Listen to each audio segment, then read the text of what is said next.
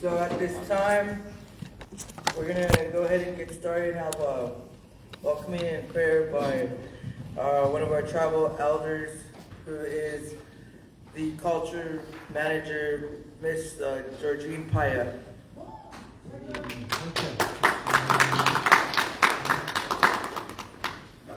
Okay, good morning to all of you that are here. I'll do a prayer for all of you, and if you can all stand up. Like I've always mentioned during my prayers to the community in whatever activity, event that's held, I'd like to do it in Hualapai. So, I'll quickly do so you can go ahead and start with your event that's going to be happening. And I'm really happy to see the youth here, for you're our future leaders, like we always say. So, I'll start. Hanke, tat nyagwa, samahan yimut pam em han baktikaw. Man, masi, baj, bakoy, kayu jikihya.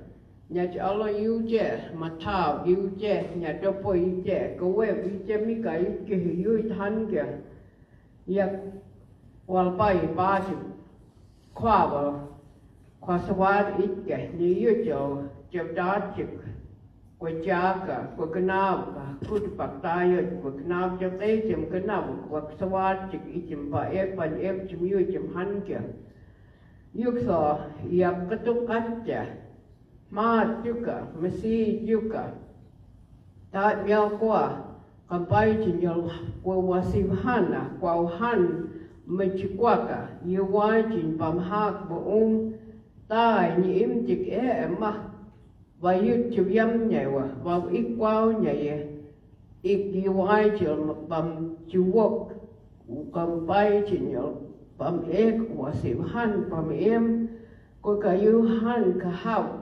Như bà ba chứ bà, hoàng bay ba chứ bà wewa kwa kanao em chả các tu vật phi điêu cho miêu kìa, bay em chỉ miêu kìa ba chứ kìa và kìa cú để mua kìa bay em chỉ miêu kìa nhiều ta nhau qua mà không biết nhiều mà hoặc cả, ya man cách vậy, mad mà xí cách vậy, pam cái kia mawim ke yud vati ke hesposta opa ita tuwa sibhana pam em wa wam chipak bom jik ya yukin ya ba it kuhan sport yikok mokti ikwot makbaknavja wa yo chol knavja vake wal pai man si vake chimpa hanke tat nyal kwa yum te kwa han wa sibhan vak chiptar man pa echem wasif chikyu bok han kyucha yum tin ju ba ik ni kwa me tat nyao kwa ma hombe yum ma hwak ma yum vam ham o ka wim ko kayu ka wiche yi to pai ti ai khan ba wa mam chipak vot ma han kya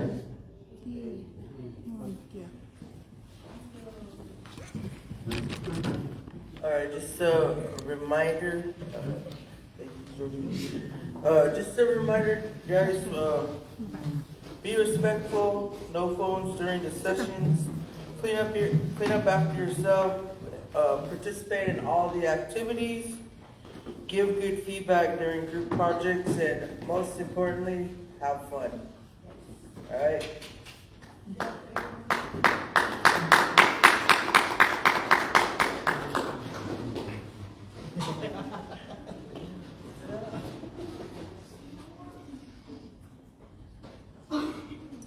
At this time, we're gonna have Rudy Rivers. Hi, how are you? Good. How are you? Good. Happy to be here. Welcome. And the panel? Oh.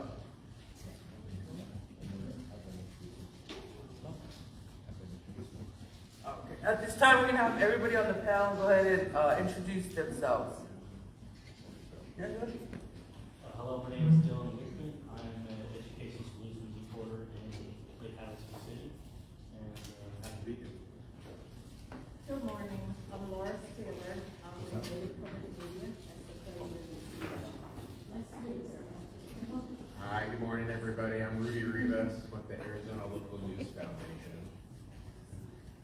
morning, everyone. My name is Mason Carroll. I'm the Northern Arizona reporter for Arizona's Family. So I'm based in Flagstaff, but we cover Northern Arizona from Prescott to Page and everywhere in between.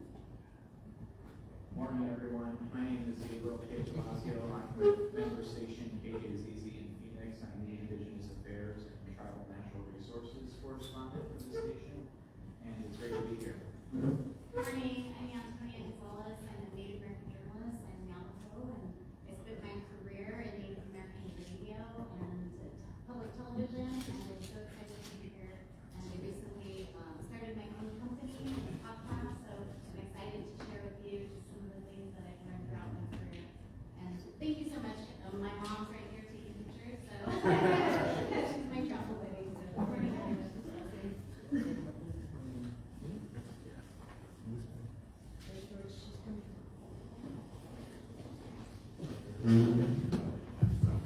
Good morning, Gamucha. It is good to see everybody here. My name is Dwayne Clark, chairman of the Wallapai Tribe. Welcome everybody. It is good to see the panel. It is good to see our kiddos. It is good to see our community, everybody that is here today. I'm really excited about today. When this was first talked about months and months and months ago, I was, yes, and we are finally here. Very excited, and today, I know we're going to hear a lot about broadcasting, journalism. I'm so excited because many years ago, there was somebody that I know that started in this industry, and that was myself. With that, Georgine, thank you for the prayer. To the panel, thank you for being here. Those who have traveled here and traveled far and traveled no matter close or whatever happens, let's have an amazing day today. And whatever you do, wherever you go, may these prayers guide you safely. And the community, I'm just really excited about it. We talked earlier about the Veterans Park, the new Veterans Park. If you have a moment, if you have not checked out our Veterans Park, please do so. We also have a new recreation park as well across the tracks at Rodeo Circle Park. And just really excited about our community. But most of all, excited about all of us gathering here today. Anke, welcome.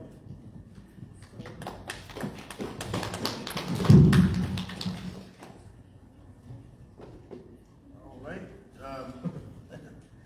So right now we're going to go on to the activities one, the press conference. Oh, the panel? Yes, I'll get started with the panel. I'm actually going to have Laura do a quick presentation real quick, and then we'll start doing some Q&A, and you ask us some questions. You can hear a little bit more about everything that we do, and hopefully learn a little bit from us, and we'll learn from you as well what you guys are interested in. So I'll pass it over to Laura for a couple minutes for a PowerPoint presentation, learning more about journalism and broadcasting. Okay, I do have a PowerPoint, so I'll just have her set up really quickly. So good morning, everyone. So nice to see you all here, and it's wonderful that you're giving up a little bit of your time during this summer and spending that time with us. So I'm going to start off. I'm Loris Taylor. I come from the Hopi Nation. I grew up in Arabia Village, and I understand that there are Hopis in the community as well. So Dabi, for example, I understand has a real Hopi name. So I know that he comes from one of the mesas. So I grew up in a place where, while she's setting up, I grew up in a place where we didn't have any radio or television when I was growing up. Until one day, a tourist came by and gave my grandfather a transistor radio. And that was my introduction to radio, so we could only listen to it very, very late at night. And we got a station out of Oklahoma called KOMA. And so it's the very first time I heard rock and roll. I learned about Elvis Presley and a whole bunch of Patsy Cline. People probably you don't even know, right? Because they're not around anymore. And so that's how I got started with radio. So I want to talk to you about the few things that I've learned. So I started out as a journalist when I started with radio and TV. And one of the first lessons that I learned So if I were to ask you, how many of you have had parents or grandparents tell you never to lie? Awesome. So one of the rules of journalism is that you need to always know to tell the truth. So if you're doing a story, no matter how small it is, or how big it is, or how complicated it might be, you need to know that journalism is about telling the truth. Do you agree? Did you get that lesson already from your radio club? He's so cute, he's so honest.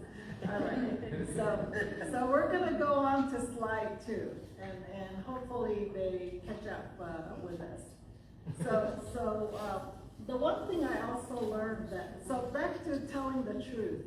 So did you know, how many of you have heard about the Redskins issue? How many of you agree that a football team should be called the Redskins? How many of you disagree? Okay, see a few hands. So did you know that in Red Mesa, Arizona, there's a school there, and it's a elementary through high school, and their football team is called the Redskins. And so during when people were debating whether a football team should be called the Redskins, I drove out to Red Mesa because I wanted to know why the school had their football team named after the Redskins. And so when you hear of things that really intrigue your mind, you want to find out what the truth is, right? And the truth was that these young people had named their team the Redskins like decades ago. It wasn't the kids that were like in today's time, but they were kids maybe like 20 years ago when they decided that Redskins was a good name for their football team. And guess what? They loved it. They liked it. And nobody in that community wanted to change the football team's name. So to this day, across Indian country, where most people disagree with calling a team after the Redskins, in Red Mesa, Arizona, tiny little community, you'll find the Redskins football team. It was a wonderful show because I had all kinds of questions like, why would you do this? Do you know about the history and things like that? So you learn things about your own communities, and you have to dig sometimes when you do a story. So next slide. So the other is that you should observe carefully. So here's a young man, he's learning to be a cameraman. He's in one of our Indigenous youth program with NAU. And so I covered this story years and years ago. This was a gas explosion that happened all the way out, almost 10 miles from the nearest community.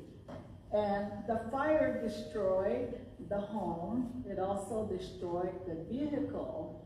But what was really, really sad was that 2 little tiny kittens in the building perished because they couldn't get out of the fire. And so when you first get there, when you see this tragic scene, it's really hard to tell what actually happened. And so observing a situation is also really, really important. So how many of you pay attention to details? Excellent. How many of you notice that on the table you have greenery?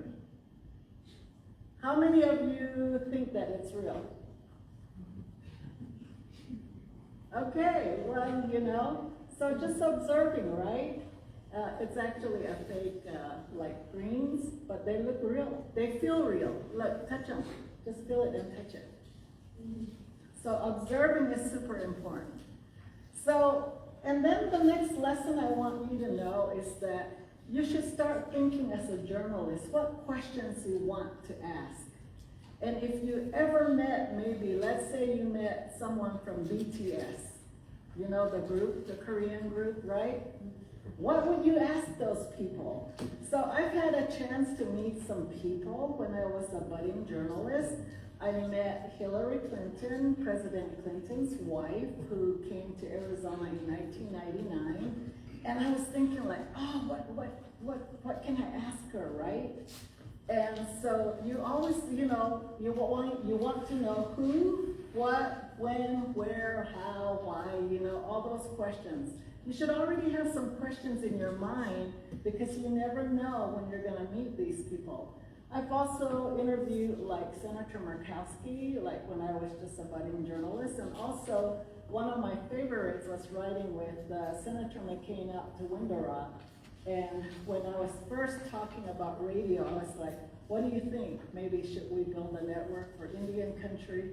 And so one of the best question and answer I had, because he was in the car for a very long time. So there was a lot of opportunity to ask questions. So when you're out there trying to do a story, do you ask, like, do you already think of questions that you might ask? Like those of you that are in the radio club. Yes? All right, cool. It's good practice. Just think about good questions. Okay, one of the other skills that you need to know is that you should learn to listen. Because it's very easy for all of us to talk, right? But it's harder to listen. My parents used to say, you have cottonwood ears. Like if I didn't listen, they would say because it didn't really work, right? Because I wasn't hearing them. And they would say, you have bako ears, which is cottonwood in Hopi. So listen more than you talk, and really try to hear what people are saying so that you could include, maybe they might say something really interesting that you might want to put into your story. So listen, that's a really good skill to have. The other thing is that you should be fair. You should be fair. One time when I was writing with Senator McCain, he said to me, if you're covering a story between the Navajo and the Hopi tribes, and there was a controversy, do you think you would be fair? So in your case, if you're doing a story between Hualapai and maybe the city of Kingman, do you think you would be fair? And that's a really, really good question, because your job, if you're a journalist, is to try to get the story from both sides. You can't take sides. You have to be objective, you have to be neutral, and you have to bring the truth of the story to light. Okay, so now I have the mic, but I'm almost done. And then, this is what I learned at Hopi when we were building our radio station.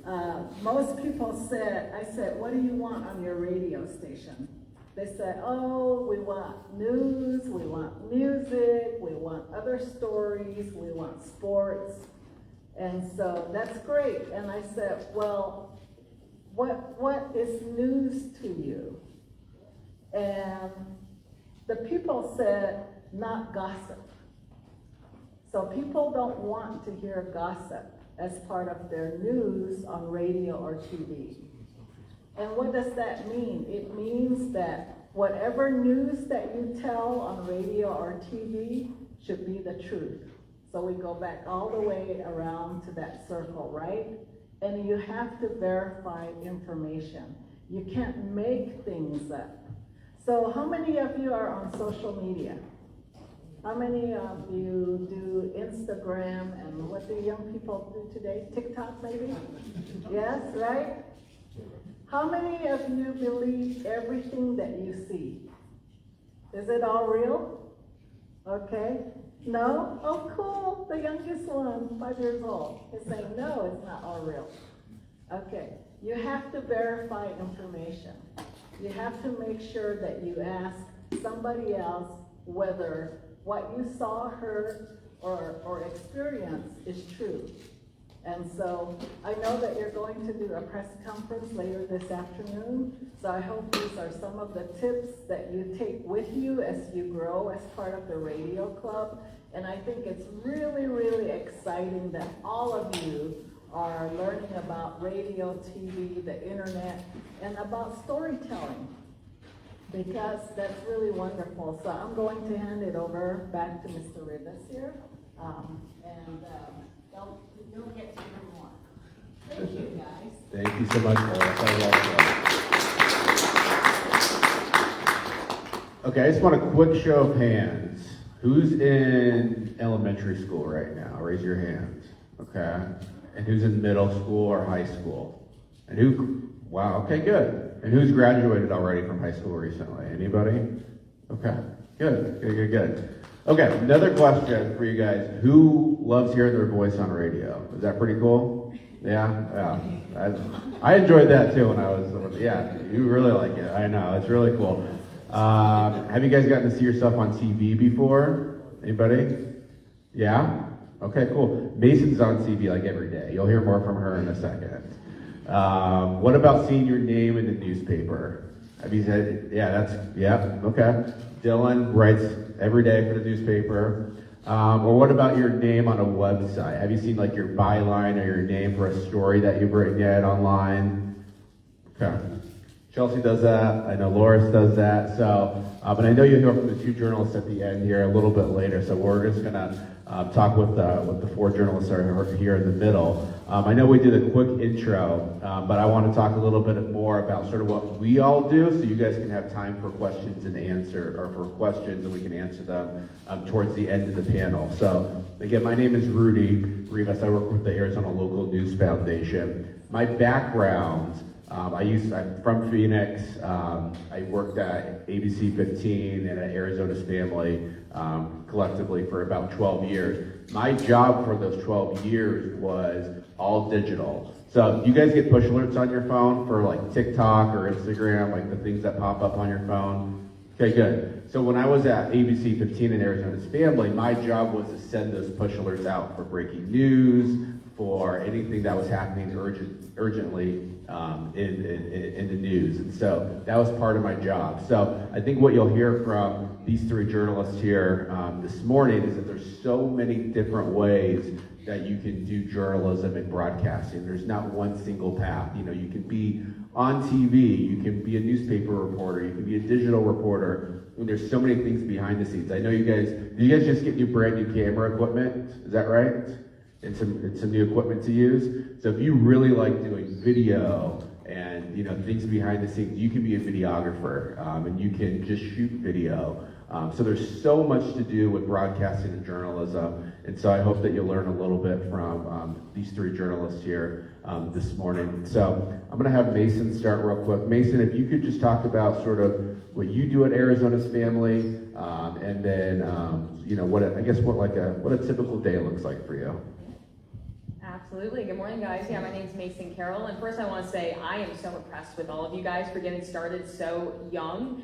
I actually got into journalism and newspaper when I was a freshman in high school, and then TV when I was a senior in high school, and having this background is so important, and it's going to give you such a leg up, whether you do standard journalism, TV, radio, marketing, anything. So you guys are already ahead of the curve. It's great to see. And so, yeah, I am based in Flagstaff. We are with the Bureau for Arizona's Family. So basically that just means a smaller news department located in a city adjacent to where the main newsroom is. And so it's me and a photographer, and then 3 days out of the week, it's also an intern from NAU who's with us. So we're based in Flagstaff, but we travel all over the state. Earlier this week, we're actually on the Colorado River on a boat going to the Glen Canyon Dam, and then we were up at Lake Powell. So we do a lot of traveling because one of the things that I love about Arizona's Family is prioritizing rural stories. I have been in Peach Springs for a Route 66 story a couple months ago.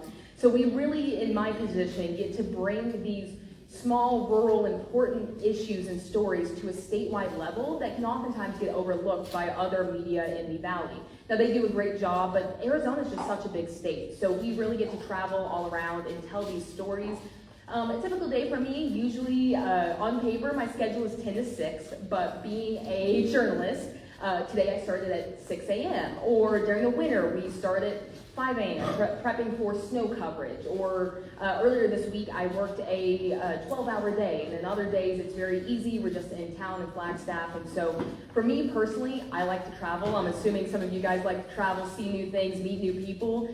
That is one of the perks of the job. And then you get to service that community that you're visiting. You get to service these people that you were telling their stories. And so for us, one of the things I like about my job is every day it's different. Like I said, we were on the Colorado River earlier this week, and then we were in the forest talking about how our county is making our forests safer and more resistant against wildfires. And so one of the really cool things about journalism, not just are you serving these communities, but you as yourself get to do some really cool things. You get to meet really cool people, and you get to make a difference, whether it's in your own community and adjacent communities. And so you will cover a wide variety of topics as a journalist. And I think that's one of the coolest things and one of the best privileges of this job is you really get to tell other people's stories, travel, and you get to make a difference with your reporting. And so, yeah, for us, it depends on the day, different stories. Usually I try to plan them out a couple days in advance, but sometimes breaking news happens. I've got an interview planned at noon. My producers tell me, JK, drive 2 hours and go cover this instead. So it can be a lot sometimes, but I wouldn't trade it for the world, and I'm so happy to see you guys interested in this so young, and it's great to see. You'll be on TV probably then tonight or Monday. Maybe tonight with this story, and at the latest back on Monday. Cool. So look for Mason on TV, guys. All right, I'll have Laura and Dylan and Chelsea talk a little bit, again, for what you do in journalism and a typical day for you, and every day's different for you. So I help 61 radio and television stations across the country. We are in 15 states. And I started working with stations back in 2004, so it's been a few decades, like since I've been doing this. I also helped the Hopi tribe start KUYI radio from the ground up, so I know a lot about the technology. And so we're doing a whole bunch of things today. So a typical day is just making sure that our stations are operating well, that they're in compliance with all the regulatory requirements of the Federal Communications Commission and the FAA. I also help tribes license stations. And so there's a licensing process and making sure that the renewals of their licenses are in good standing. And I think we're coming up for a relicensing in about a couple years. And so I'm pleased to be here with you. And so most of my job these days is administrative and working with station managers across the country.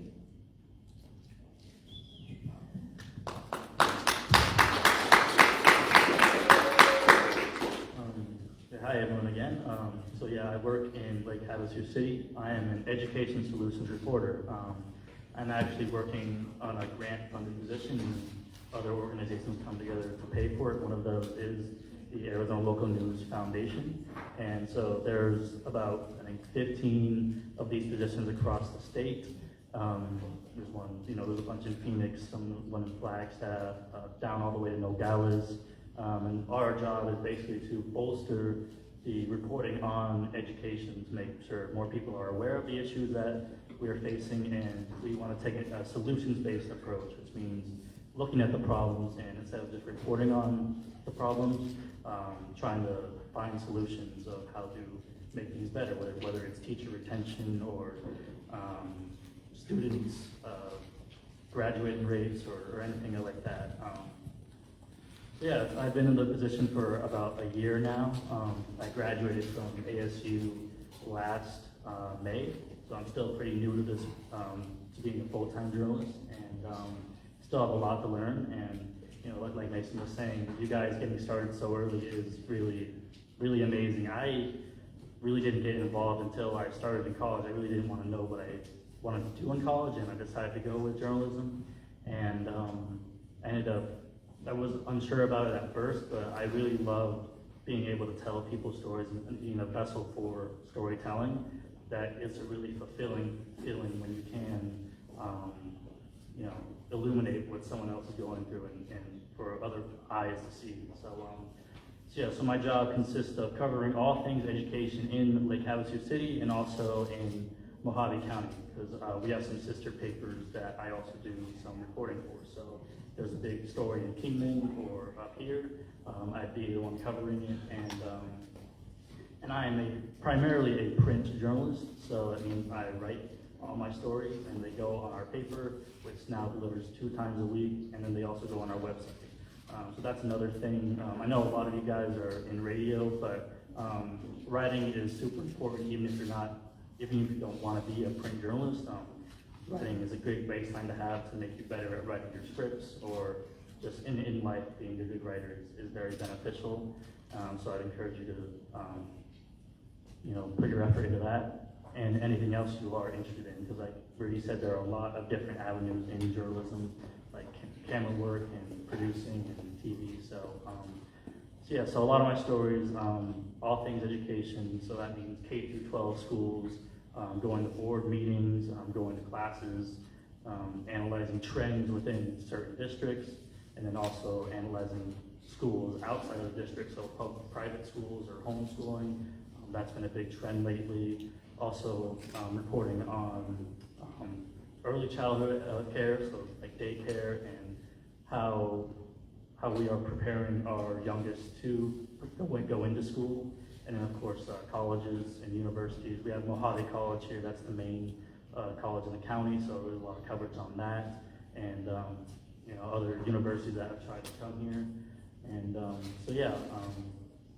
it's great that you're all here, and looking forward to learning more about you guys.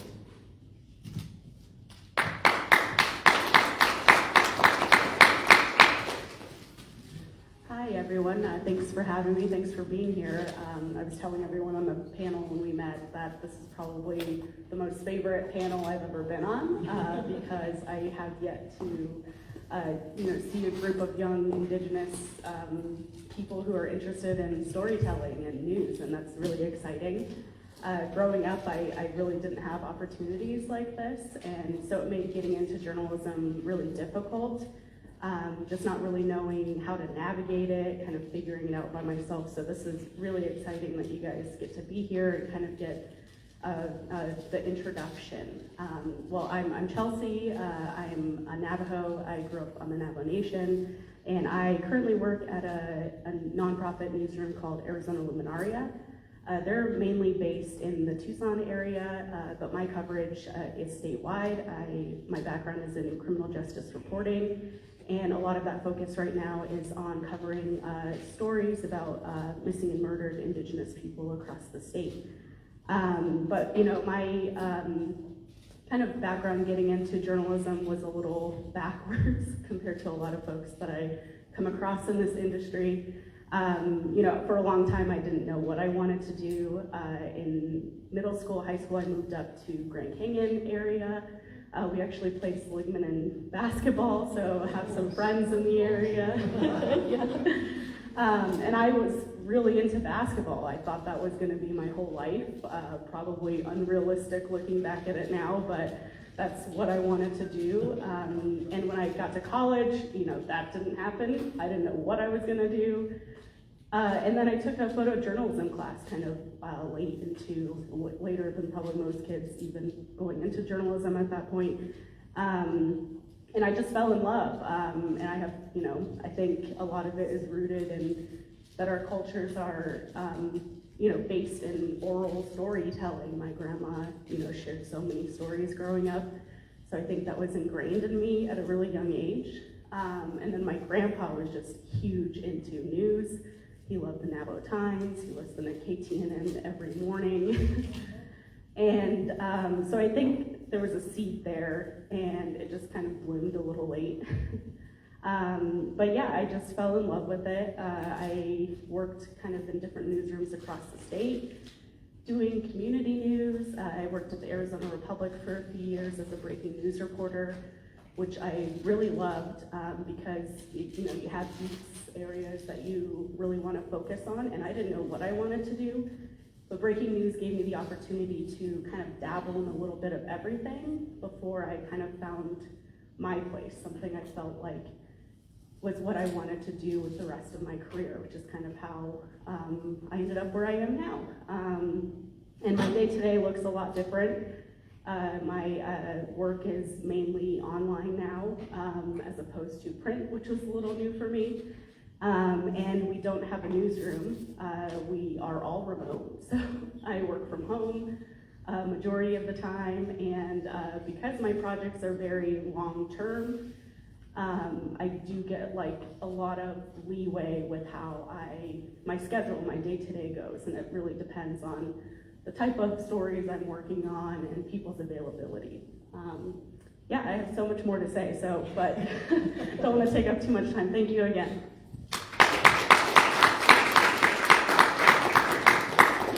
And I know later this afternoon you guys are going to have an editorial meeting, which I'm really excited for you guys to see what an editorial meeting is all about. In my previous role, I was managing editor at Arizona's Family, and my role was to look at all the story pitches that were to come in and say, okay, this is a good story, or let's wait for the story, or this needs more work. And so I think you guys will have a good time in that editorial meeting because there's so many different stories that everyone can tell in a day. I remember my inbox, gosh, you guys don't want to see my inbox when I used to work at Arizona's Family. I just probably get like 500 emails a day from people saying, hey, do this story, do this story, do this story. So that's sort of my next question for this panel, and again, I'll start with Mason, is how do you decide on a story that you're like, hey, I want this to be on TV tonight, or I want this to be in the newspaper. So how do you decide what makes a good story for your audience? Well, I think one of the biggest things, especially too as a journalist or in someone like Rudy's position as a leader, you think about the new in news. What is the most timely? What's going to have the most impact?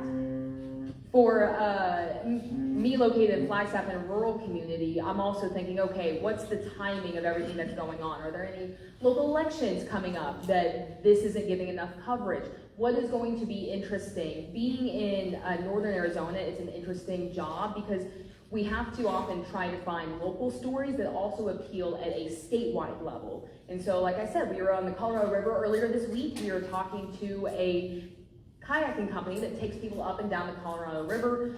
Small business, but we were able to connect it to the larger issue of water cuts coming to the Colorado River. And so oftentimes I'm looking at, okay, what are the big headlines nationally or statewide, and how can I make that into a localized? Because you can often get, you always want to have some professional, you want to have your facts backed up, but what really makes a difference in the story is the people. And so I'm always looking at, okay, what's new going on in my community, what's important in my community, and then how can I localize this and tell this from a personal perspective? Or sometimes there's just really cool stories. Maybe there's someone who's turning 105 at your local nursing home and you want to celebrate their story. You really get the opportunity to do everything, especially in the Bureau. I have a little more flexibility with what we can tell and where we can go because I have such a large travel area. But I would say that's the biggest thing is what is most important in my community right now? Or is this a really cool, unique story that I can bring to life through radio, through print, through TV, through social media? And so I'd say that's the most important things for me is what's new, what's impacting my community, and what's something that I can show in a visual way that people are going to care about.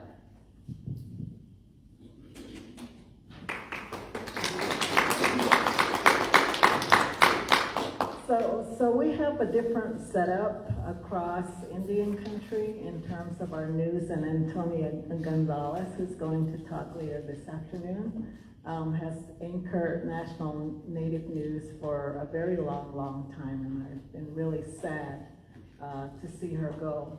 But across Indian country, including Wallapai, right, there are a lot of stories.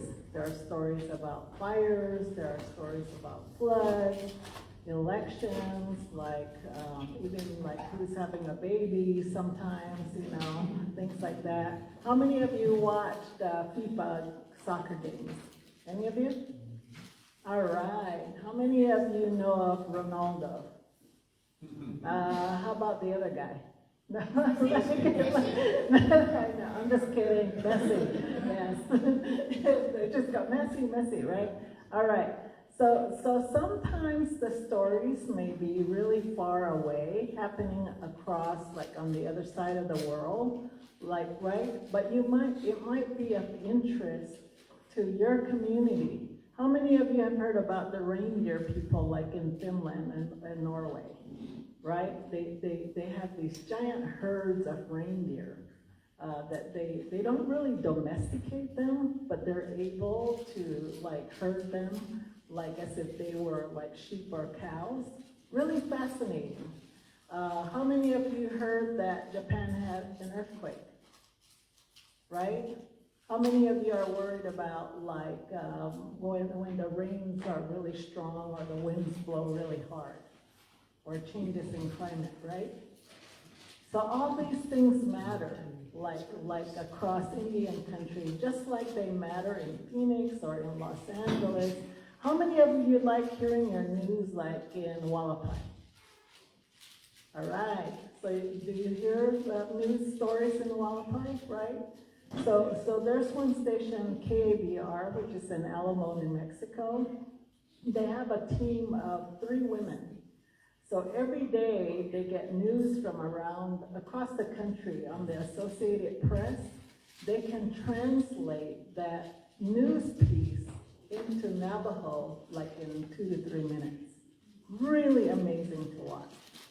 So like that's what's happening across Indian country, where you can hear your news in Tlingit, in Navajo, in Haida, in Lakota,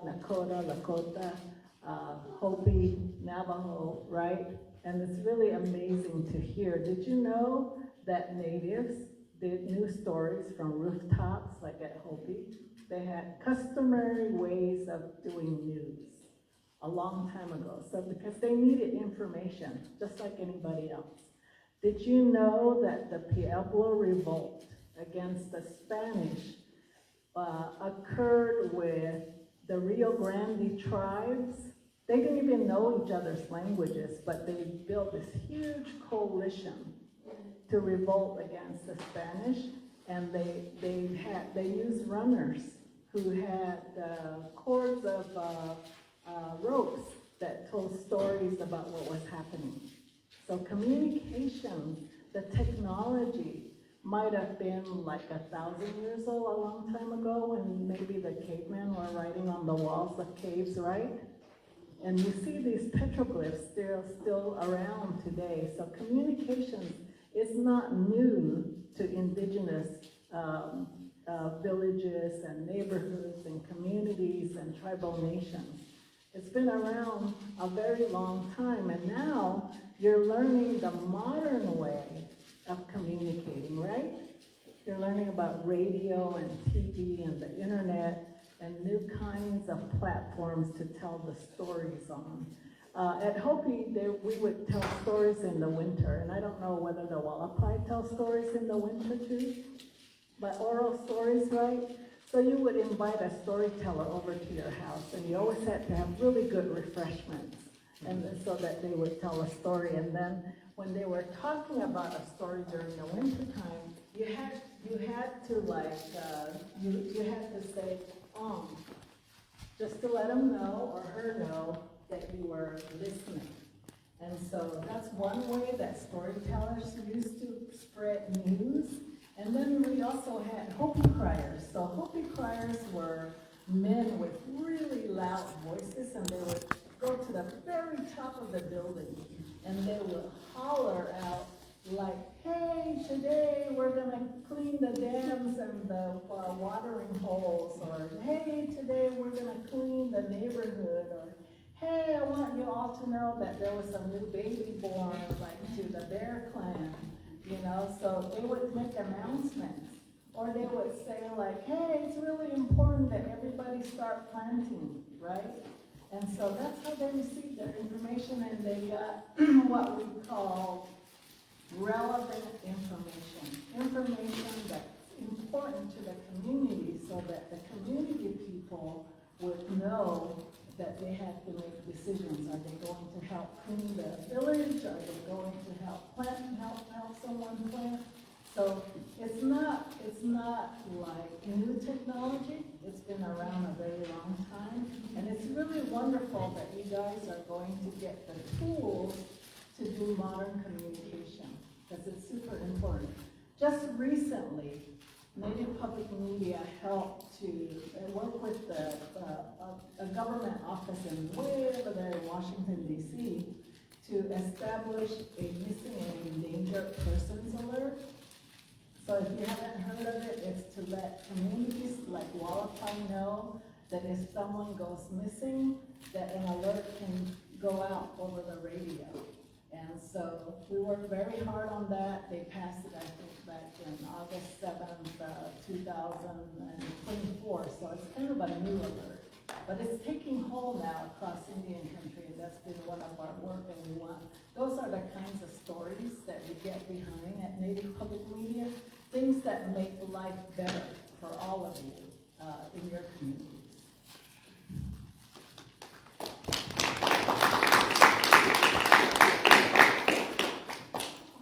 One thing I would emphasize when trying to find a story to write or what to cover is always knowing your audience. I'm based in Harrison and cover Mojave County, so people my readers are going to want to read stuff from our city or from our county.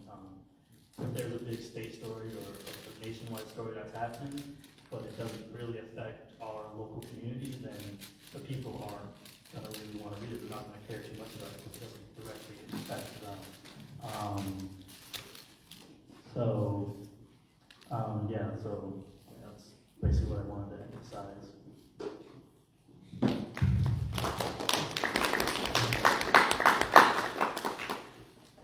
So I guess finding stories. So first and foremost, it is news-based. So is this a newsy topic, and maybe how could we do it different from all the other news that are probably jumping on the same story?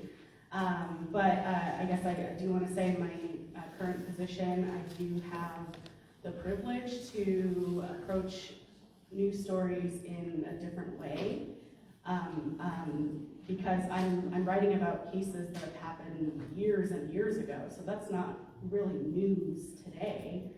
And so a lot of news orgs might not want you to focus a lot of your time and resources on something like that, but because of my project and trying to highlight and post people and write profiles about people who have been impacted by MMIP forever ago, I get the honor to write those stories and spend a lot of time with that, even if there isn't a news type to it, because the purpose is to highlight stories that have never been highlighted before, that didn't get that attention when it happened 10 years ago.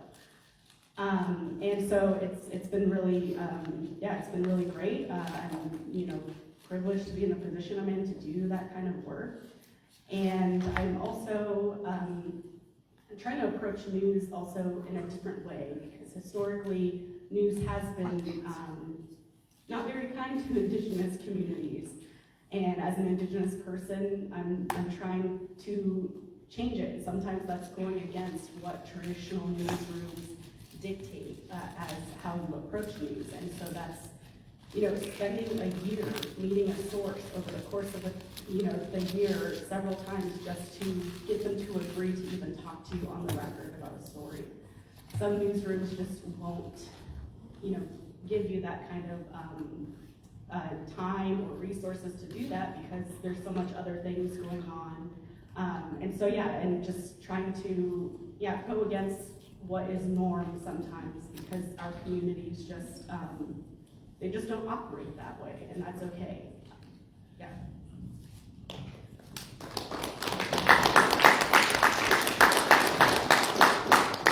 right, we'll do one more question for everybody, and then we'll take questions from you guys. If you have any questions for anybody up here, get them ready. Does anybody here right now know, once they graduate from high school, that they want to go to school or they want to be a journalist? That's their first job. Is that anybody raise their hand about that they want to do that right away? And that's okay. Yeah, you do? I like that. Yeah, that's good. That's good. I like the commitment early. How I became why I wanted to become a journalist is I was that young kid growing up. Like, are you guys ever curious when you see like the police car go somewhere, like where are they going? Or that ambulance, hey, where are they going? Yeah, you guys are sometimes curious about that. So I was that curious kid growing up, and I always wanted to know the latest what was happening in my neighborhood. And then when I got into high school, I really liked writing. I know Dylan mentioned that, a couple others mentioned how writing is so important in being a journalist. And so I sort of connected the dots and said, I'm sort of that curious kid and I like writing. I'm going to try journalism. And so some of my first jobs in the industry was listening to police scanners and hearing the latest that's going on in Phoenix and other areas of the valley. And so that's what I want to become a journalist, but I know it's different for everybody else. And so the last question I have for this panel is sort of a two-part question, is why did you want to become a journalist, and what is your favorite thing about being a journalist today? Ooh, that's a hard question to answer, because there's so many reasons, and there's so many different factors for why people get into journalism, and I think my answer for both is because I get to tell stories. I think that is my favorite part of the job, is meeting new people, being able to bring their stories to life. Oftentimes it can be just a fun story. Oftentimes it can also make a difference. Tell about an issue in your community when you're telling these people's stories. One of the things I was thinking of when I was first getting into journalism in high school, specifically when it comes to video, when you first start off in broadcast like I did, you shoot, edit, write, go live, everything by yourself. So it is a great way to improve all of your skills across the board. I don't do as much shooting as I used to in my first job, but those skills are invaluable. And I remember one of my first stories I did as a 16, 17-year-old in high school was, I'm from rural West Texas. We had a very similar program to what they do out in Williams with the North Pole Experience. The Polar Express also came through Lubbock. And so I remember they had deaf children come through, and they had a Santa who knew sign language, and the elves also came in and they knew sign language. And it was a perspective that I had never thought of before, but I got to talk with these kids. I got to talk with the people who made this happen. And I was just 16, but it was one of the most impactful stories because I got to see a different perspective, and then I got to tell their story. And then that program, that was the first year they were doing it, and then they continued to do it because it had such an impact for these kids who didn't have resources or accessibility to something like this before, and then these people made that happen for them. And I remember one, just as a young person, seeing the happiness on their face, and I got to tell this really unique story, but then also highlight a program that gave accessibility to children in my community. And so it was both sides. I remember, this is so cool, and I was having a fun time with it. This job can be hard, but it's so rewarding, and oftentimes it's very, very fun. So I got into journalism because I love telling stories, and I do that today, every day, and it's the best job I could ever ask for.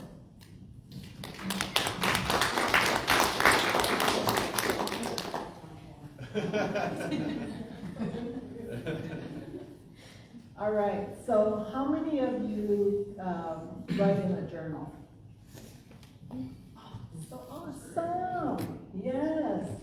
Okay, and when you write in your journal, do you set aside time for yourself to do that? When do you do it? Yes. Probably when I'm done with school. When you're done with school, after school, you write in your journal. How about is it honor or justice? Honor, okay. I do it before I go to bed. Awesome. Okay, so when I was a child, because we didn't have radio and TV, I journaled a lot. And I would write about everything, and so every time we went to town, which was like a 2-hour drive, I'd always ask for a notebook and some pens or some pencils, and that was like, oh, I've got a new notebook, right? So even to this day, I have my journals from when I was really, really young. So if you read my journals, like I'm writing about tree leaves falling off the tree, like silly stuff like that, or somebody got a new puppy, or a new kitty cat, or I went to a birthday party, or someone gave me the cow eye. You know what a cow eye is? Yeah, like this. You know? That's a cow eye.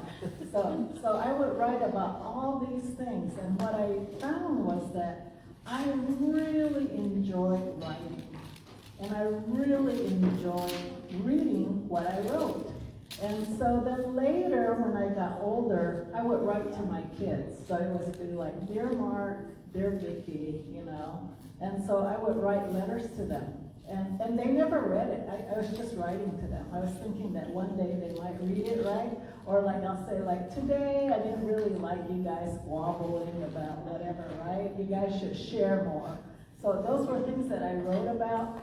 And now when I go back and read them, I have so many memories. Or when I adopted my first child, I wrote about like how she cried for like 30 days straight. And I wrote in my journal, I was gonna say like, you know, tomorrow it doesn't seem like you want to be with us, so I'm gonna have to like pack up all your stuff, and sadly I'm gonna have to take you back to Phoenix, Arizona, where I got you, right? And then the next day I said, oh my God, you stopped crying. The house is so quiet, you're choosing me, I'm so happy, you know? So that was in my journal. So I go back and I read those things and they mean something, right? They mean something because I'm documenting my very own history. So I think my good friend here is really right. He loves writing. So I would say, like, in order to get excited about storytelling, learn to love to write. Learn loving, like express yourself through photographs, like by taking photos, by journaling in some way. It doesn't have to be writing all the time. Some people collect stuff. They collect labels and they just like paste them into a notebook and they scribble and they make pictures, right? So any way that you can creatively express a time and place or about a person or an event, those are all good stepping stones. So if you're doing that right now, if you're coloring and you love to color and you can do like Wallapai and like by pencil, that would be awesome. So start somewhere where it sparks something for you. But learn to write. I mean, that's another form of communication. It's universal. Everybody knows it around the world. So, yeah. Cool beans.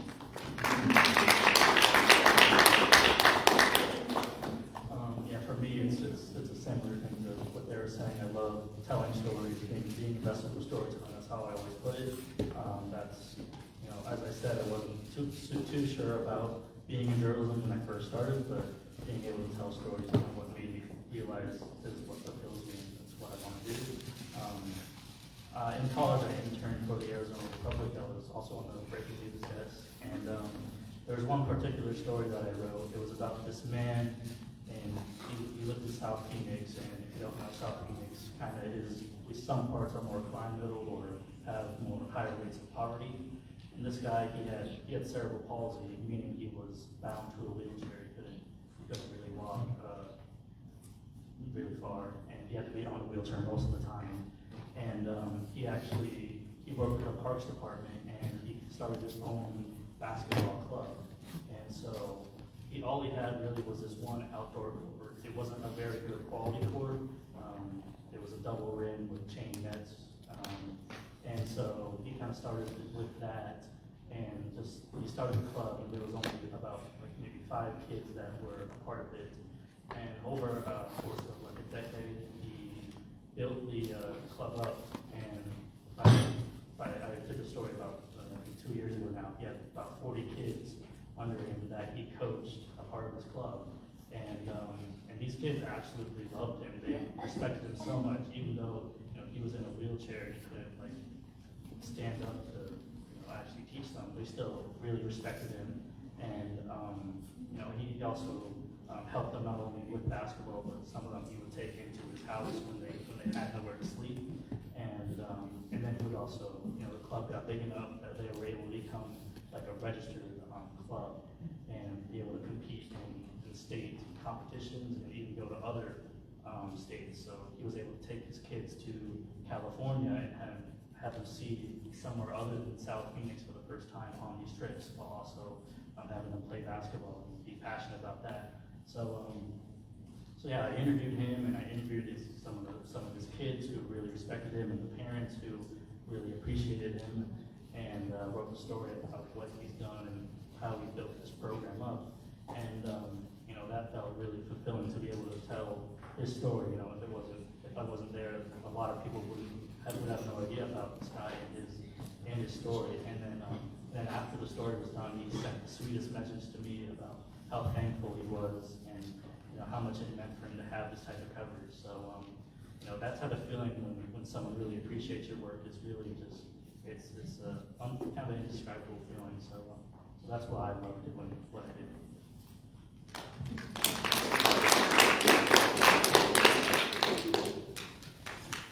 Like I mentioned earlier, I kind of fell into journalism accidentally in college. I again think a seed was sort of placed there from when I was a kid, but I think at minimum, I just really love putting a story together. It's kind of like a puzzle.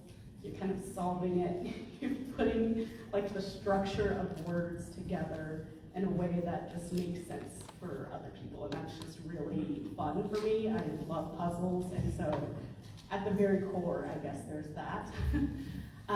But like even in high school growing up, I guess I was very much into sports, but I also was a huge nerd. I loved school, and I feel like journalism is almost like school. You're just always learning something new, and that's really exciting for me. I just like knowing as much as I can about every little thing, and so this gives you that opportunity to put on a different hat maybe someday and learn a new skill or a new fact that you just had no idea was a thing the day before, and that's really cool to me. Journalism has taken me through so many different experiences that I otherwise would not have had the opportunity to go, and places I never thought I would touch foot on. And so it's just a lot of amazing opportunities. As you know, I've once covered a bridge demolition where you're up in a skyscraper kind of close watching a bridge be exploded, and like half the city is shut down for this, and you're getting like a front row seat to it. I've covered presidential visits, watching Air Force One literally like right in front of my face at Sky Harbor. Like these are just things I never thought I would have an opportunity to be a part of. And I think the most important to me though is, growing up on the Navajo Nation, you would see, you would hear things in your community that no one else outside your community seemed to care about. You're just kind of put in this faraway place and forgotten about is what it felt like. And so hearing from, tribal nations as a journalist and knowing that feeling, but being able to do something to change it in my position by giving those communities a voice that they wanted for so long, I think is probably the most important to me.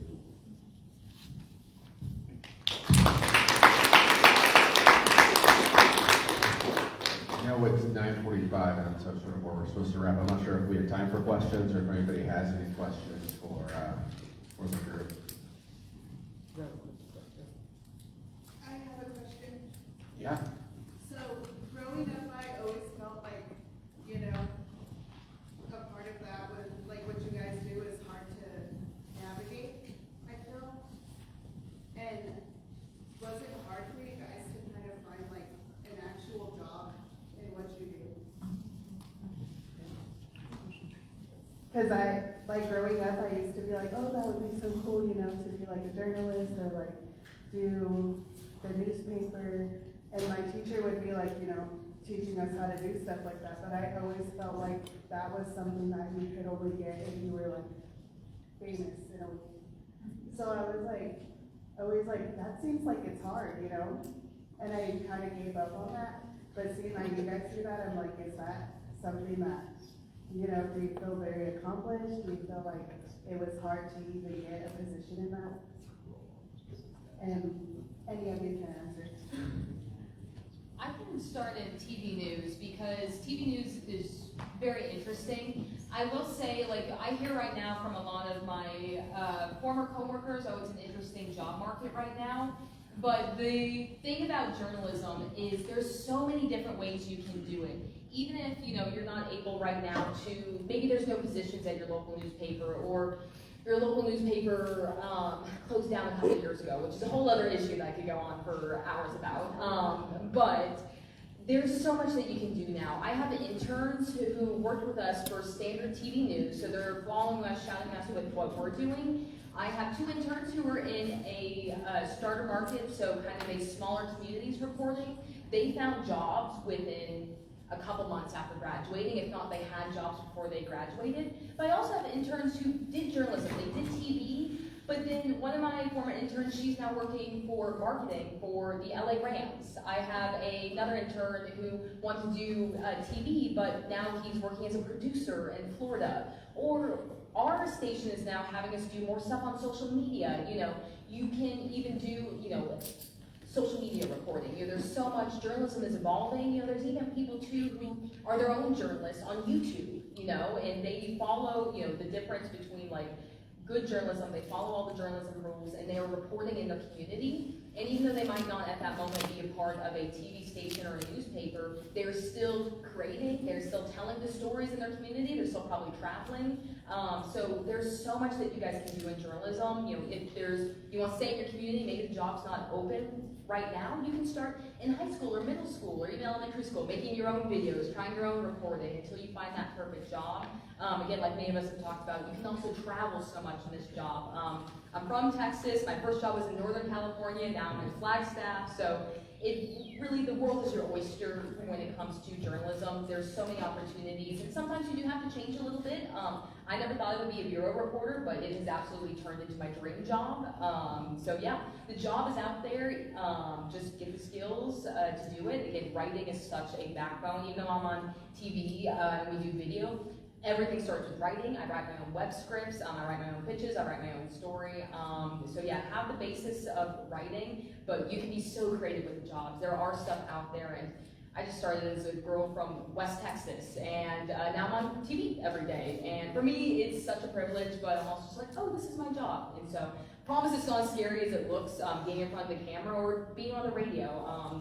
Just have a passion for storytelling, and you guys can absolutely do it.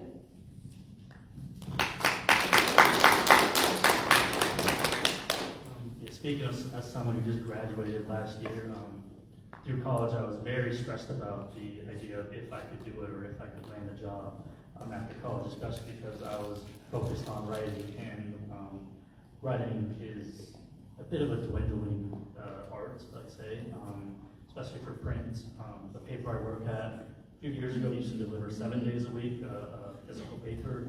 A couple of years ago, they went down to 5. Last year, it went down to 3. A couple months ago, now they only deliver 2. And eventually, that's probably going to be 0. That's just kind of the trend that's happening. But physical media is kind of dying out. But so yeah, I was definitely very stressed about that. But you know, I think it's important to not to compare yourself to others very much, especially in such a competitive industry where there aren't not always the most of positions.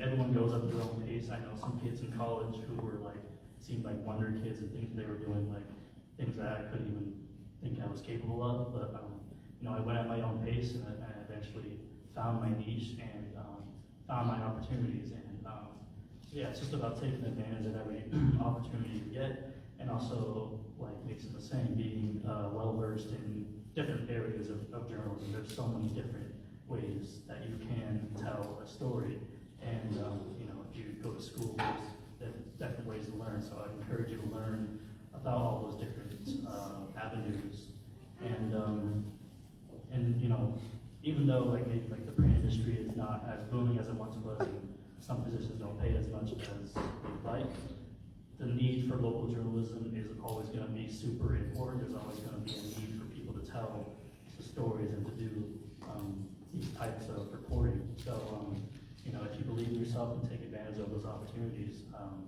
you know, you're always 100%.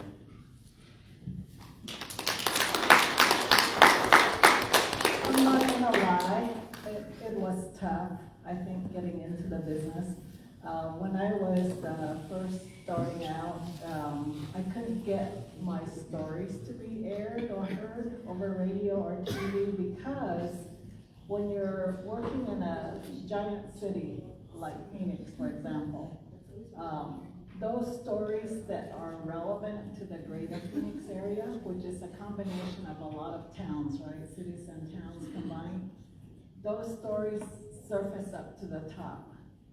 But you know, that experience was really good for me because it told me one thing: all you kids need to hear this. If you're writing tons of stories and they don't get aired, and you feel like indigenous stories are invisible, that they're not getting the time of day, right? This is why it's important that we have our own facilities like KWLP here in Wallapai. The reason why tribes are now licensing their own facilities is for that very reason, because they want to harness their power to speak and their power to be heard. And that's super, super important. When I first started, I knew about 10 journalists. I mean, that was all that was in Indian country. Like that I could count them on my hands. Now, I was just at the Indigenous Journalists Association conference in Portland, a whole room full, and young kids like you who are entering into journalism, and there are better opportunities.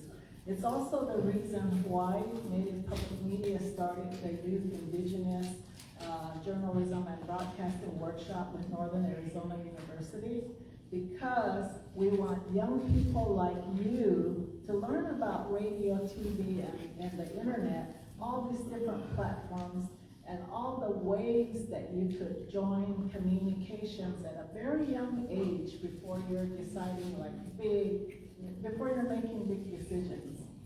So this right here is super important because maybe unlike you back there, you didn't have this, right? Before.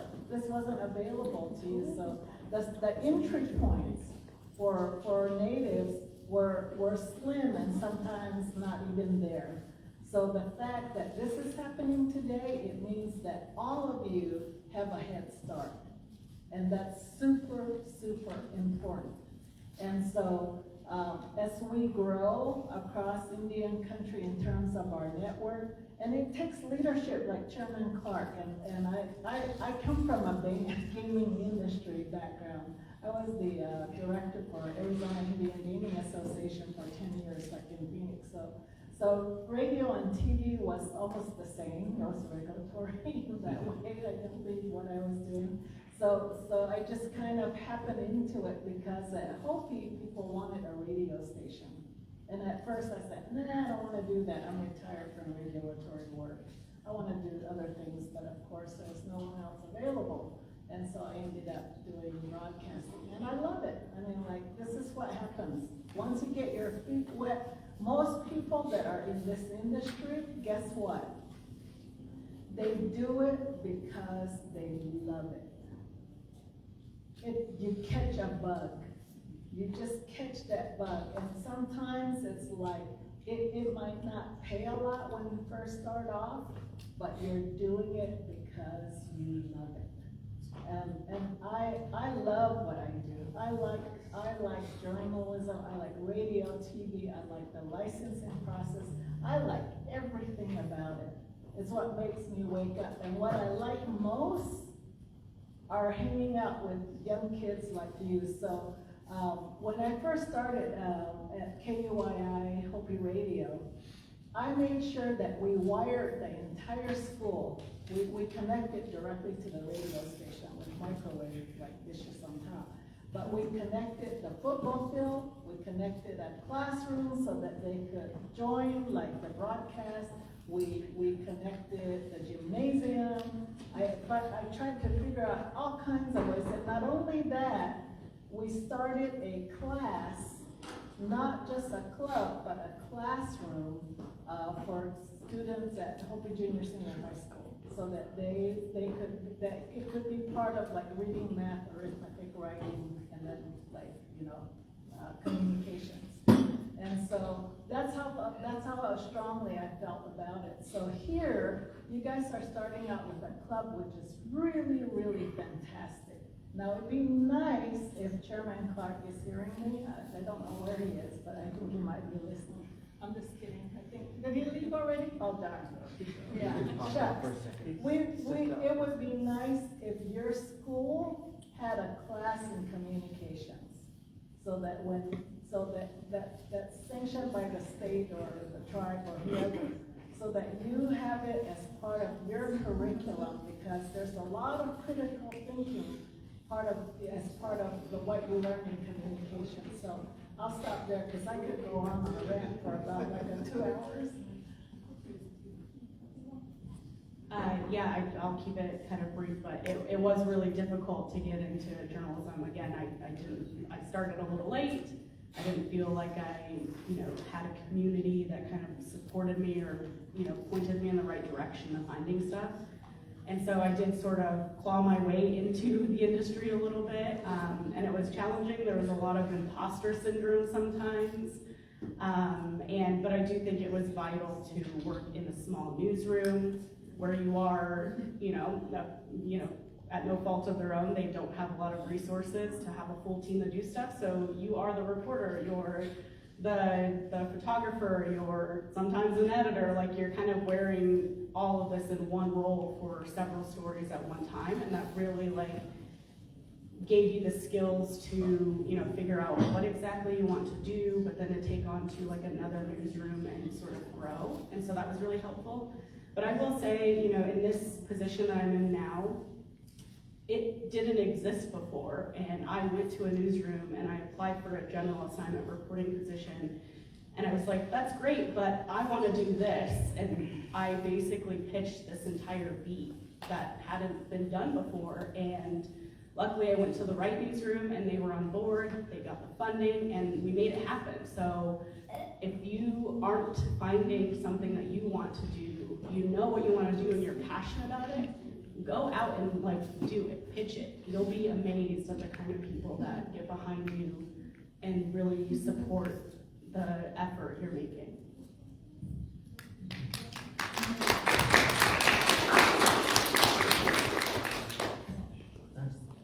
I think we're over, so I'm not sure if there's any last outstanding questions.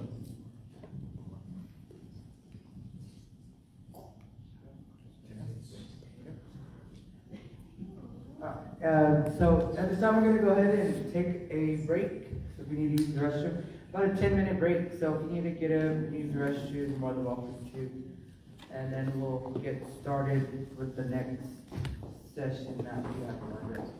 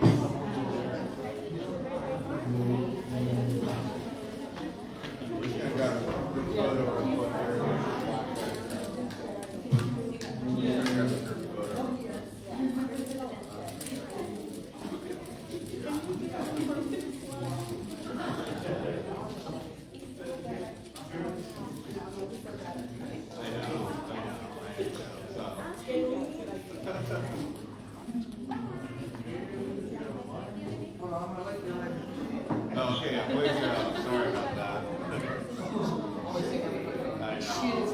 You've got 2 kids at home.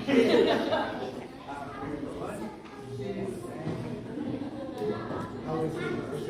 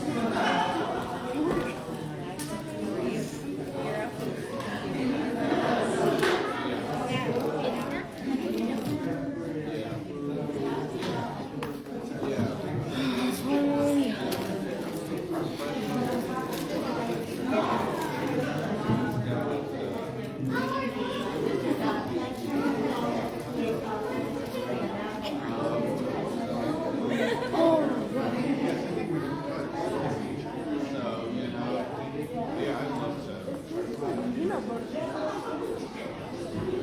And then are you like running peanut Are butter? you sleepy or are you just giving me evil eyes? Giving me evil eyes. Are you allergic to peanut butter? Nope. Is it good? Yeah, it has peanut butter. Do you not want it? Ah, yes.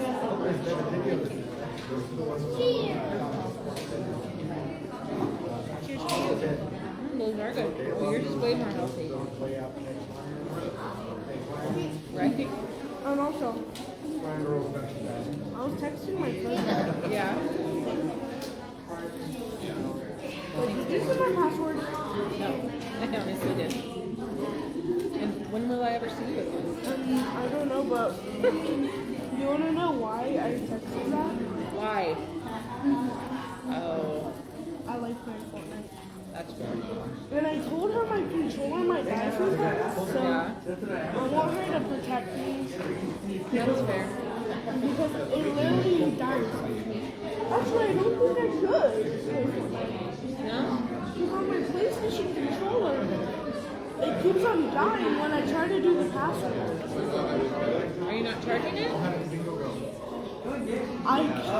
your charger plugged in? Yeah, but every time it dies. One more thing. Alright, huh? My mom made me that in my house. You wanna know how? She wanted the charger for her phone. Yeah. So Yeah. so you know. Yeah. And guess what? I was fighting the simplest mom ever. Yeah. It was the spider. And then I died because my mom wanted the charger. My controller kept on dying. I had to keep on turning it on. And then I died from the spider. Oh my goodness.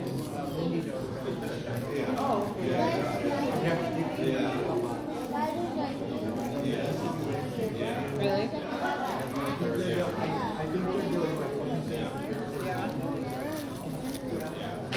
Do you have to stab him then?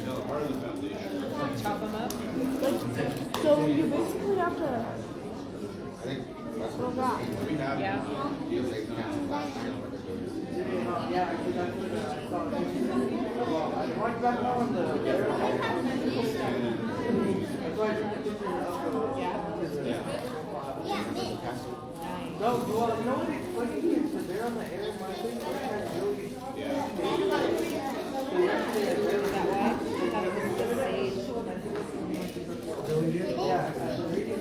Stage 2. Stage 2. I thought you were just You guys are great at sharing. Thank you so much. Because I think I've saved 3. I have 2 items. And then I get them mixed up with But yeah, my mom told me. I mean, she brought you into the world, so she's able to kill you and hang it. So we're just gonna clump over here in the corner. Also, when I was cooking on Fortnite, Yeah. I had one headshot kill shotgun, Yeah. and I was just cooking players. When I was on the PS4, my mom kept calling Or we could just stand in the table over there. And then that way everybody. I'll eat later when I was playing my driving game. Uh-huh. And then she came in and then she Maybe right here. right here. You did. And plus, I mean, I could see your mom doing it. so yeah, I was cooking on Fortnite, and then it was time to go to bed. But I wanted to finish the round, a victory royale. Yeah, we're all right. How are you doing today, Andres?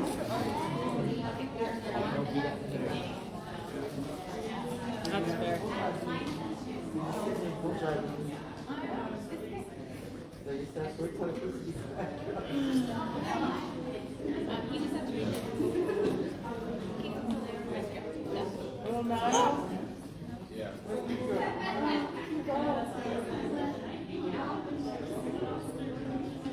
Oh, the day you're supposed to go get the job, they should because everything at my house.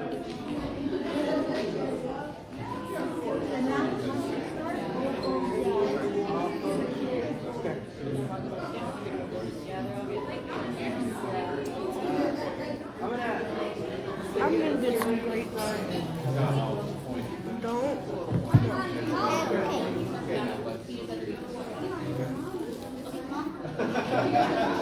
Not me either,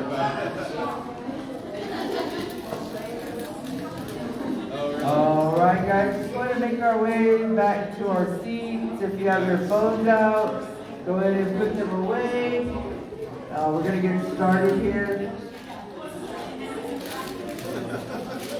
Get your snacks and return your seats.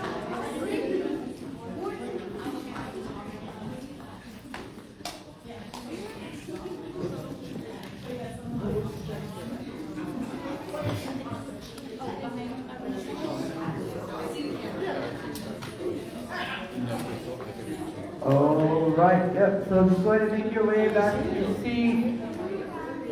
And so I know you guys received the little packages in front of you with the little notepad, and they said go ahead and open it up, take notes.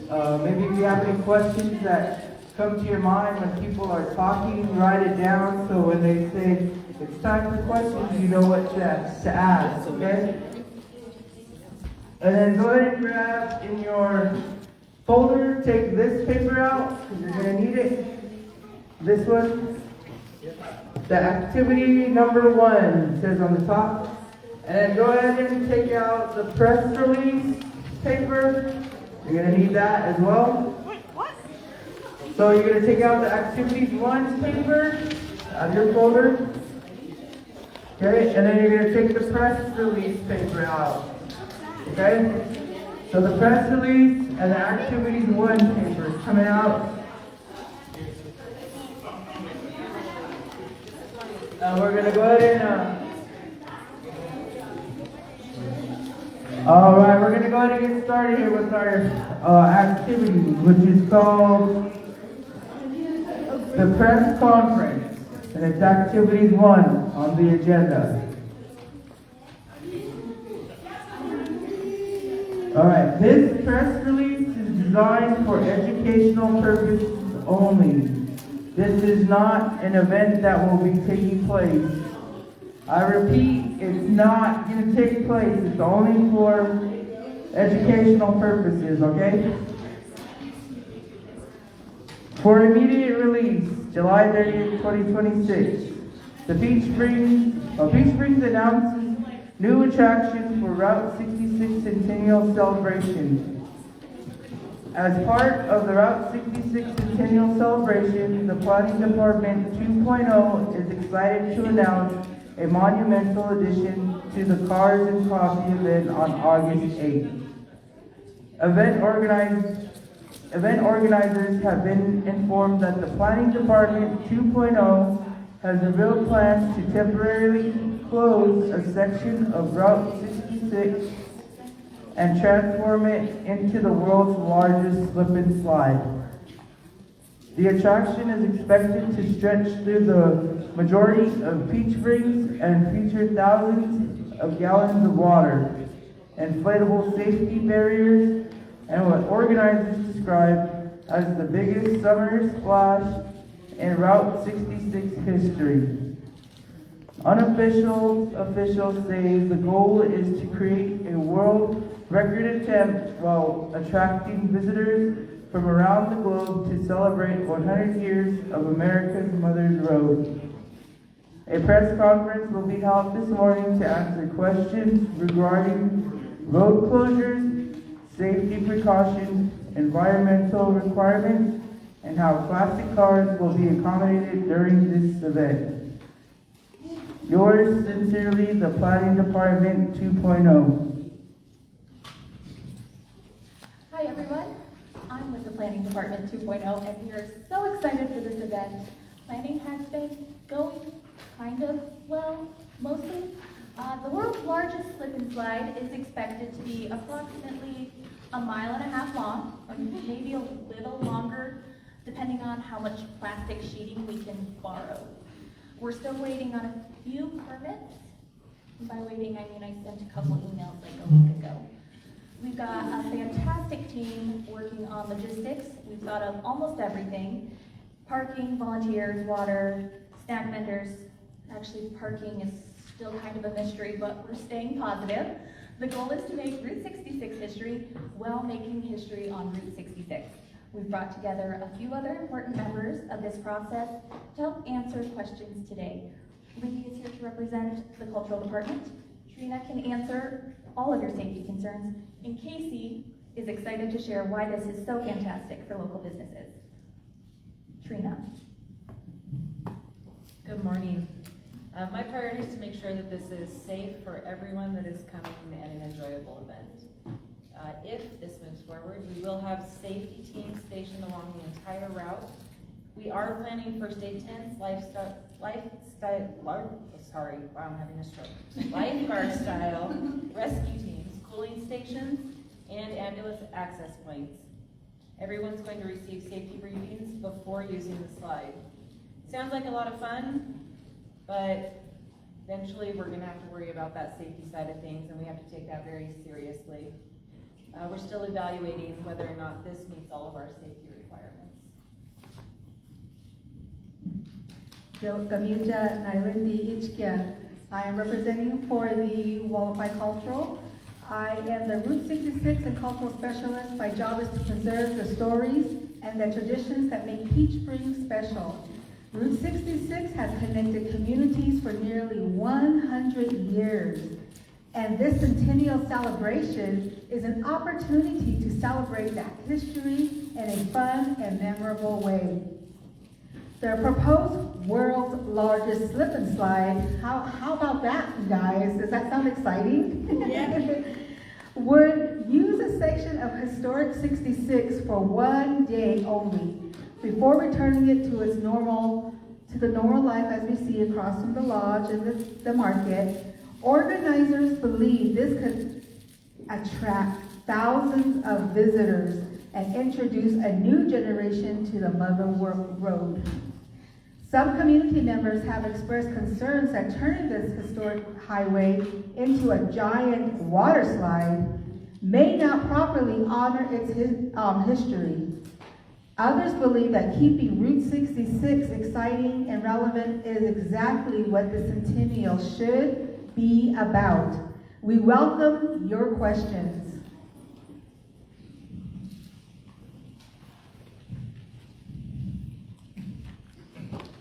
On behalf of the businesses along Route 66, events like Cars and Coffee help us bring in additional visitors to shop, eat, and explore. Thousands of additional tourists come to Peach Springs. We anticipate that many of them for this slip and slide. It could be one of the busiest weekends we've ever had. We do have some concerns. Road closures are going to make deliveries difficult. Parking could become limited, and the cleanup afterward can be expensive.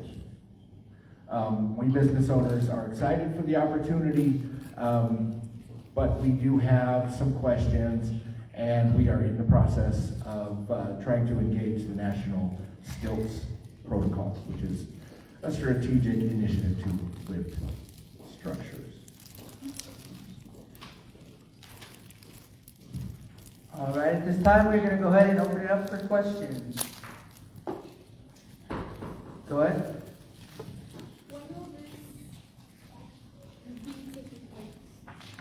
When will this be taking place? It will take place all day, August 8th, the entire day. What day? August 8th.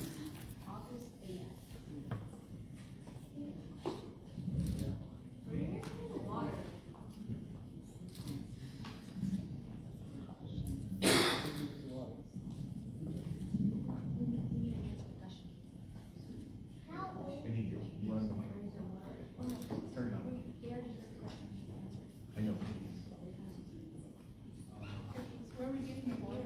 What was the question? Who was it for?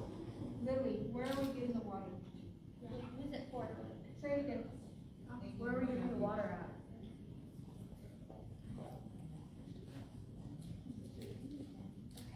We are getting it from the fire department.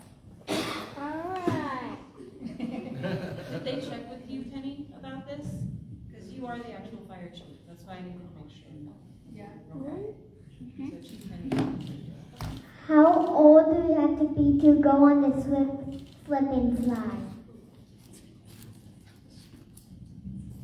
You have to be, you can be any age, but you have to have a parent with you if you're under the age of 10. So we want to make sure you're safe.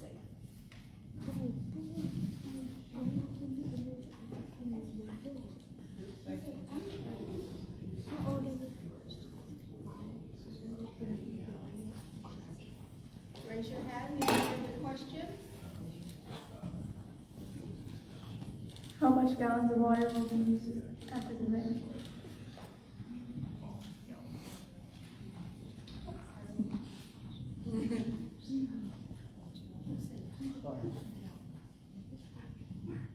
We think about 100,000 gallons. I think we're going to have to think about that again.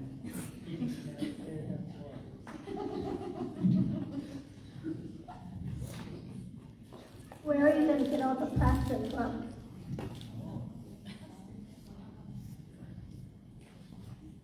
We are borrowing it from Public Works.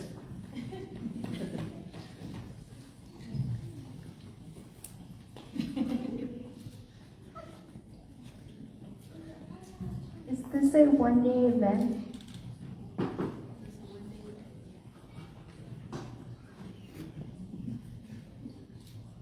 Yes, it will just be August 8th. So I have a question, and I'm guessing I could go to Rachel. Being that this is going to go through the town of Peach Springs, have you asked the community, the actual people, that if it's okay? 'Cause a lot of people will have concerns and questions.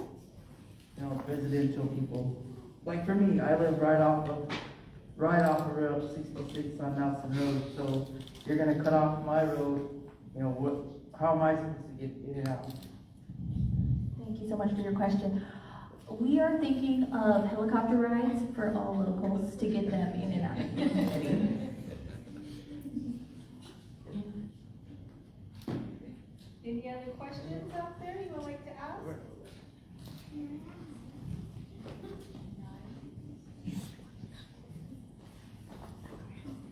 Which places would take place in beginning to end?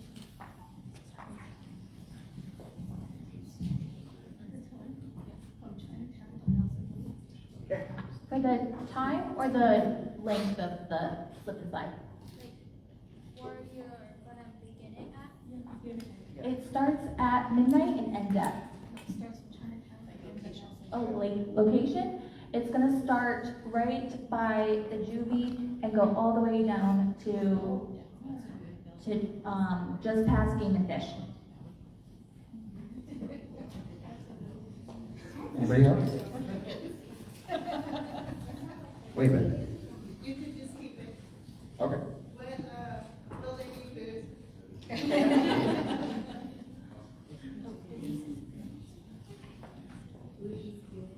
Yes, we anticipate that there will be vendors and local businesses along the way will be open as long as we are not underwater.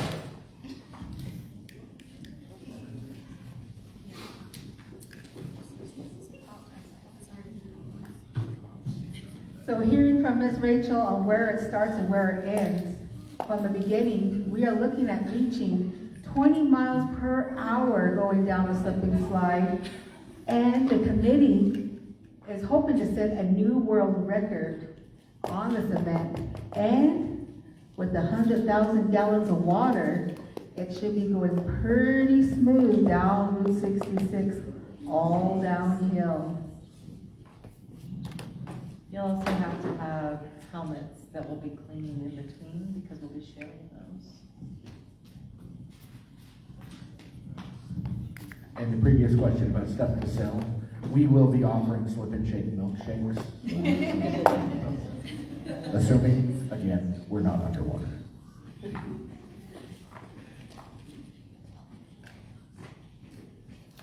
it safe? I've already done a bunch of test runs. It is absolutely safe. You might have some bruises, but it works out okay. what time do we have to be there? Chief Penny, you can be there whenever you want. All right.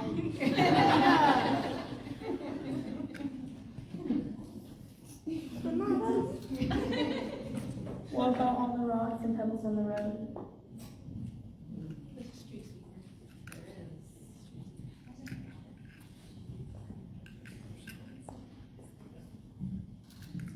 I'm hoping that there's enough air in the bottom of it with the water that you only end up with a few bruises and it doesn't pop it. But that's planning and everybody else's issue. I just have to safety side.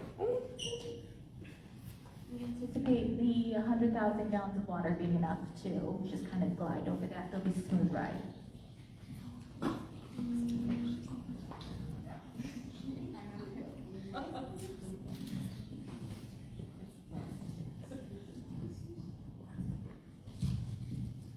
How much is this whole event gonna cost?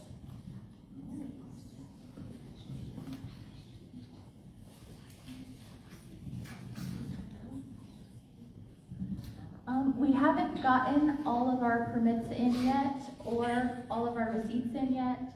So we're going between a lot and a lot more than that.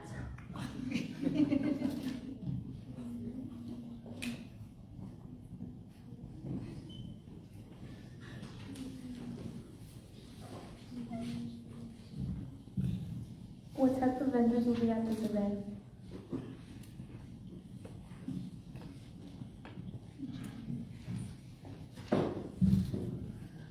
My milkshake shop will be there,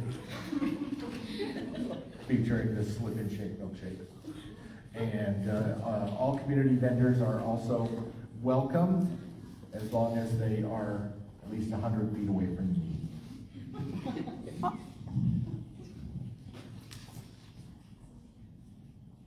forgot what I was gonna say. On to the next question.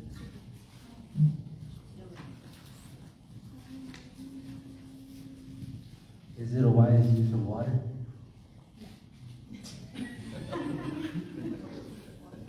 Great question. As being part of the Wallapai Cultural Specialist, we're looking to at least drain, with this event, one of our aquifers here in the community for this event, which is very concerning.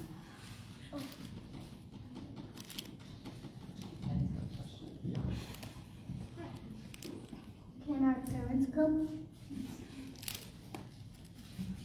They have to be there if you are under the age of 10. After that, I would recommend it, especially if you want snacks and things. And it is open to adults as well. They can participate. We will be sending cars now.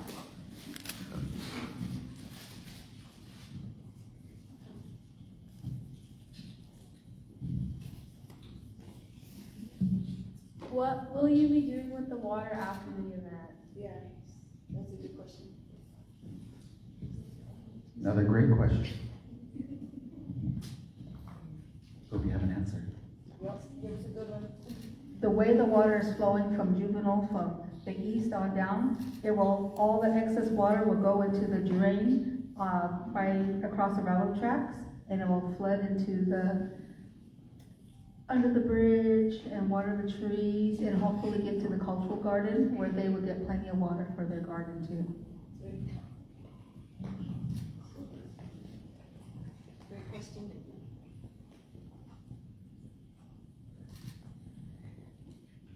Following up on that question, will this town be flooded after this event?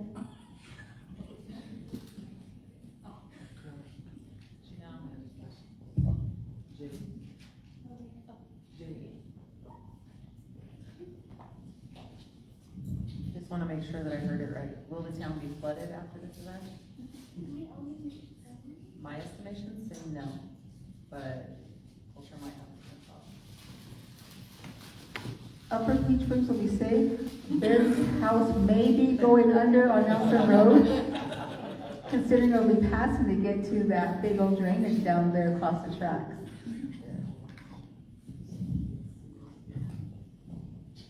Any more questions? Yeah. Jamie? Will this be grant funded,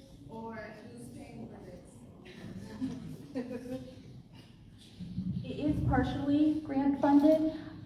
We're also hoping to start a YouTube channel and get a lot of funding through that YouTube channel. Like and subscribe. I don't have YouTube. I only have games. What kind of plastic are you using and how are you sure that it won't break or burst? Excellent question, like.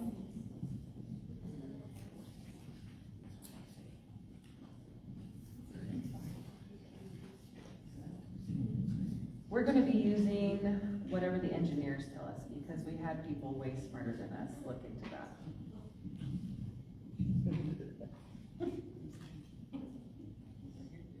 Who will be responsible if someone gets injured?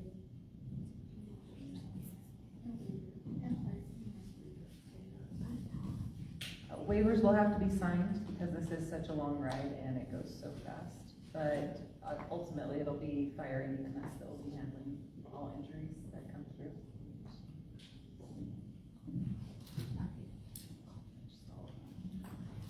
When will the roads be closed to set up?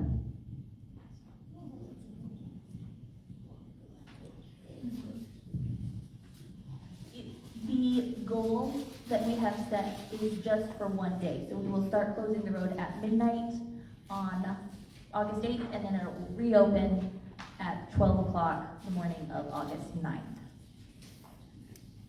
Do you have an alternate route? Because you're taking one of the longest roads. You're using one of the main roads that come through the community. So will there be an alternative route for people who don't know the back roads to Peach Springs? They will have to take the slip and slide.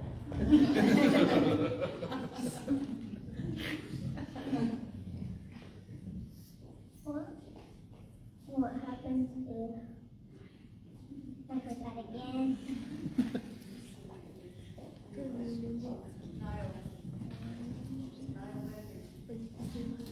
Will this plastic be harmful for the community?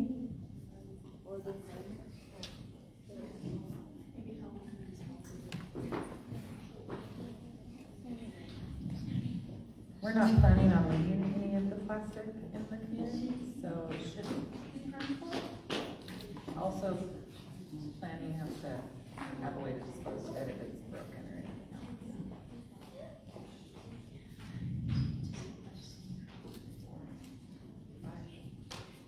Does it take money to ride?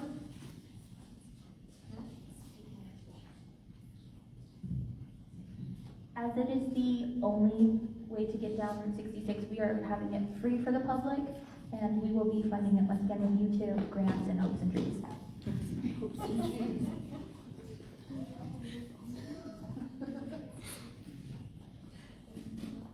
What if something goes wrong? Can you elaborate on that question though? Like, what are your thoughts of what's going wrong? Sorry. Like, what if the slip and slide breaks apart?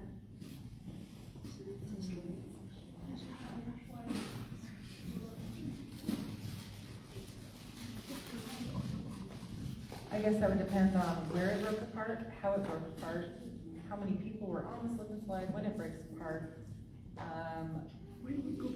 That's why I wanted to know when you meant something goes wrong, because my brain goes a million different places. So it would depend on the situation itself entirely.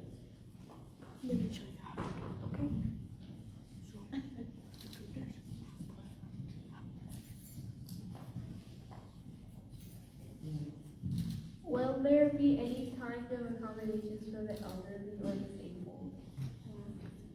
There's a lot of good questions.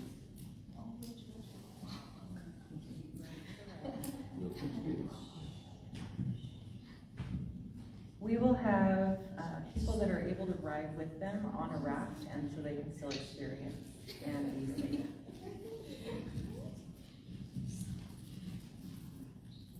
Any more questions? You got one more? You got one?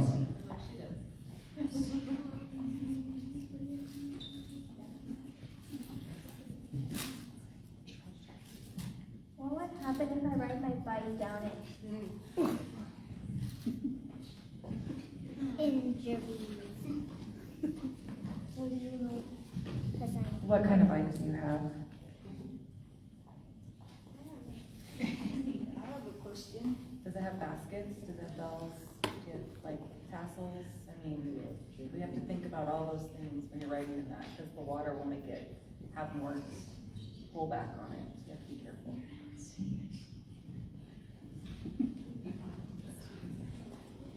Will you be able to take, inner tubes down it, like floaties?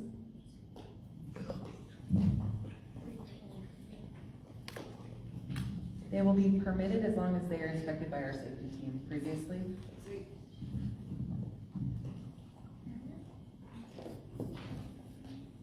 One more question? Okay. How will this benefit our community after?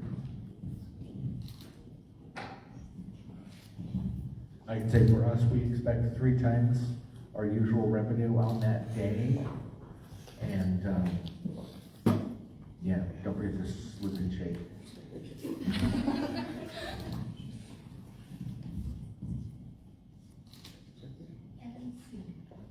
All right, that will conclude our press conference. Thanks for coming. And now we're going to move on to the activity 1 paper. If you have it, remember I told you to pull it out. Oh, yeah. And we'll take a couple minutes for you to fill it out.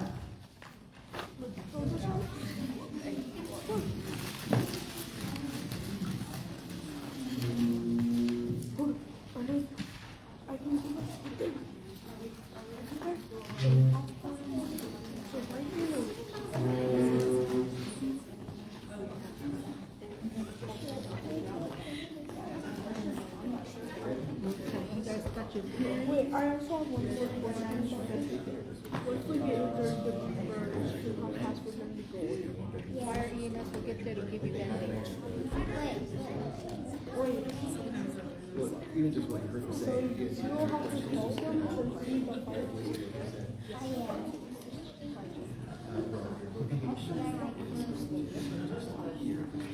Yeah, that's a good question because into that drinking water helps save our oxygen.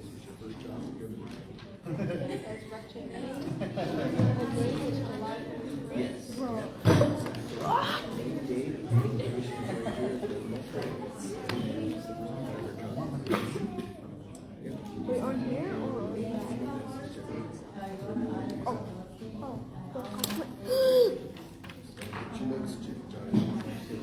July 31st? How would that be July 31st? I'm just gonna write 30 first. That's it. Okay, so that's it. Direct quote. Do you have any direct quotes? Anybody need help? But yeah, I did. So I guess she answered my question.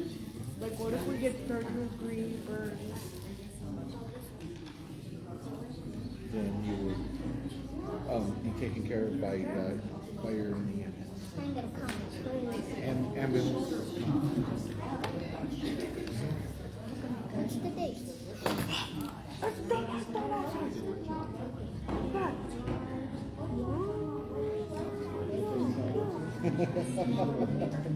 There is no good answer here. What's that date? Still August 8th? Today, today's date? Today is July 31st.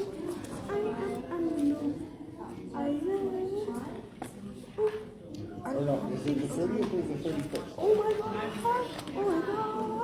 I have to go look at my phone. I can literally What's the date today? I have to turn off my phone and turn it back on and I'm playing the game. Good. I'm not here for playing games. What's the date? July 31st. Yep, it is the 31st. I just wrote the 31st. Yep, July is important. Well, I'll just write J-U-L. Casey said, I did it. Why is my autistic? we are at the multi-football. Now I know.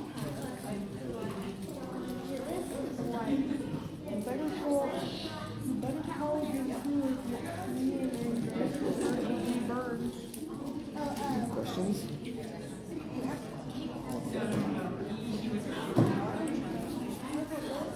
Oh, that would have been a question up there. Might be questions now before this Yeah, so the things that they just told you in the news conference, because you have to listen up. You're going to write the article about what's going to be happening. So that everybody uses this information. So what's going on, what did they say about it, who said what, did you ask any questions or specific policy?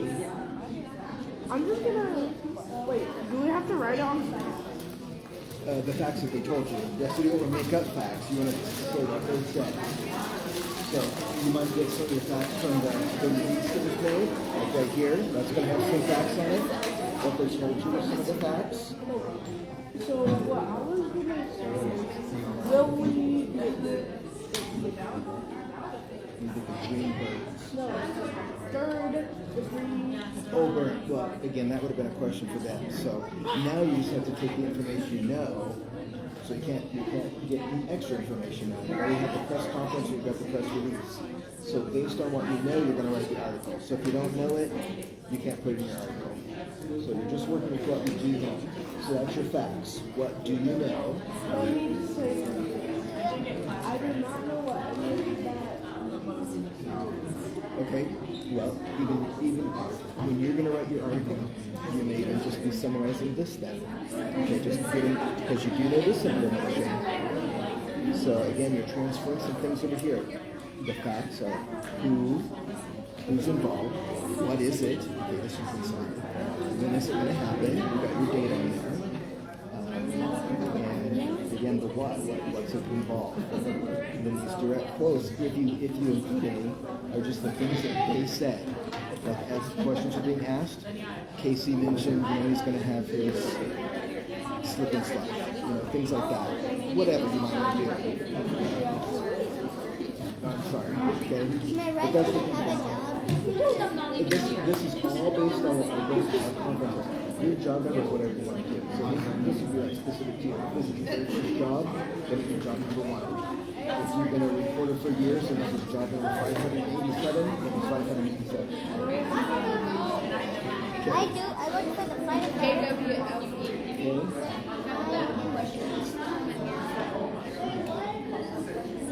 You can also be anybody else. Like, go right in front of them. You're going to want to refer back to what you questions asked, so that you follow up.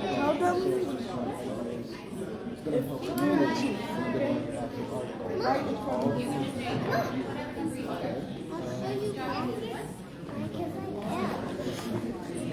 Okay. I believe you. She don't believe you.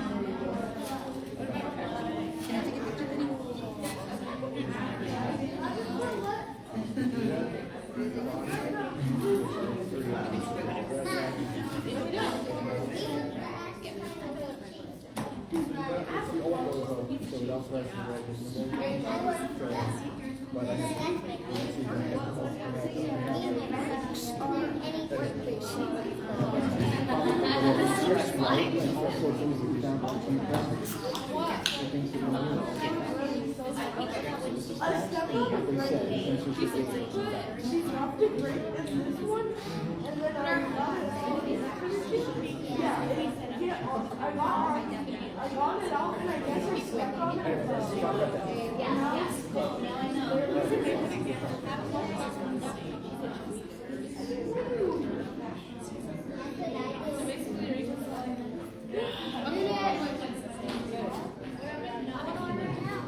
Everybody, you can't write. Alright, what did you hear?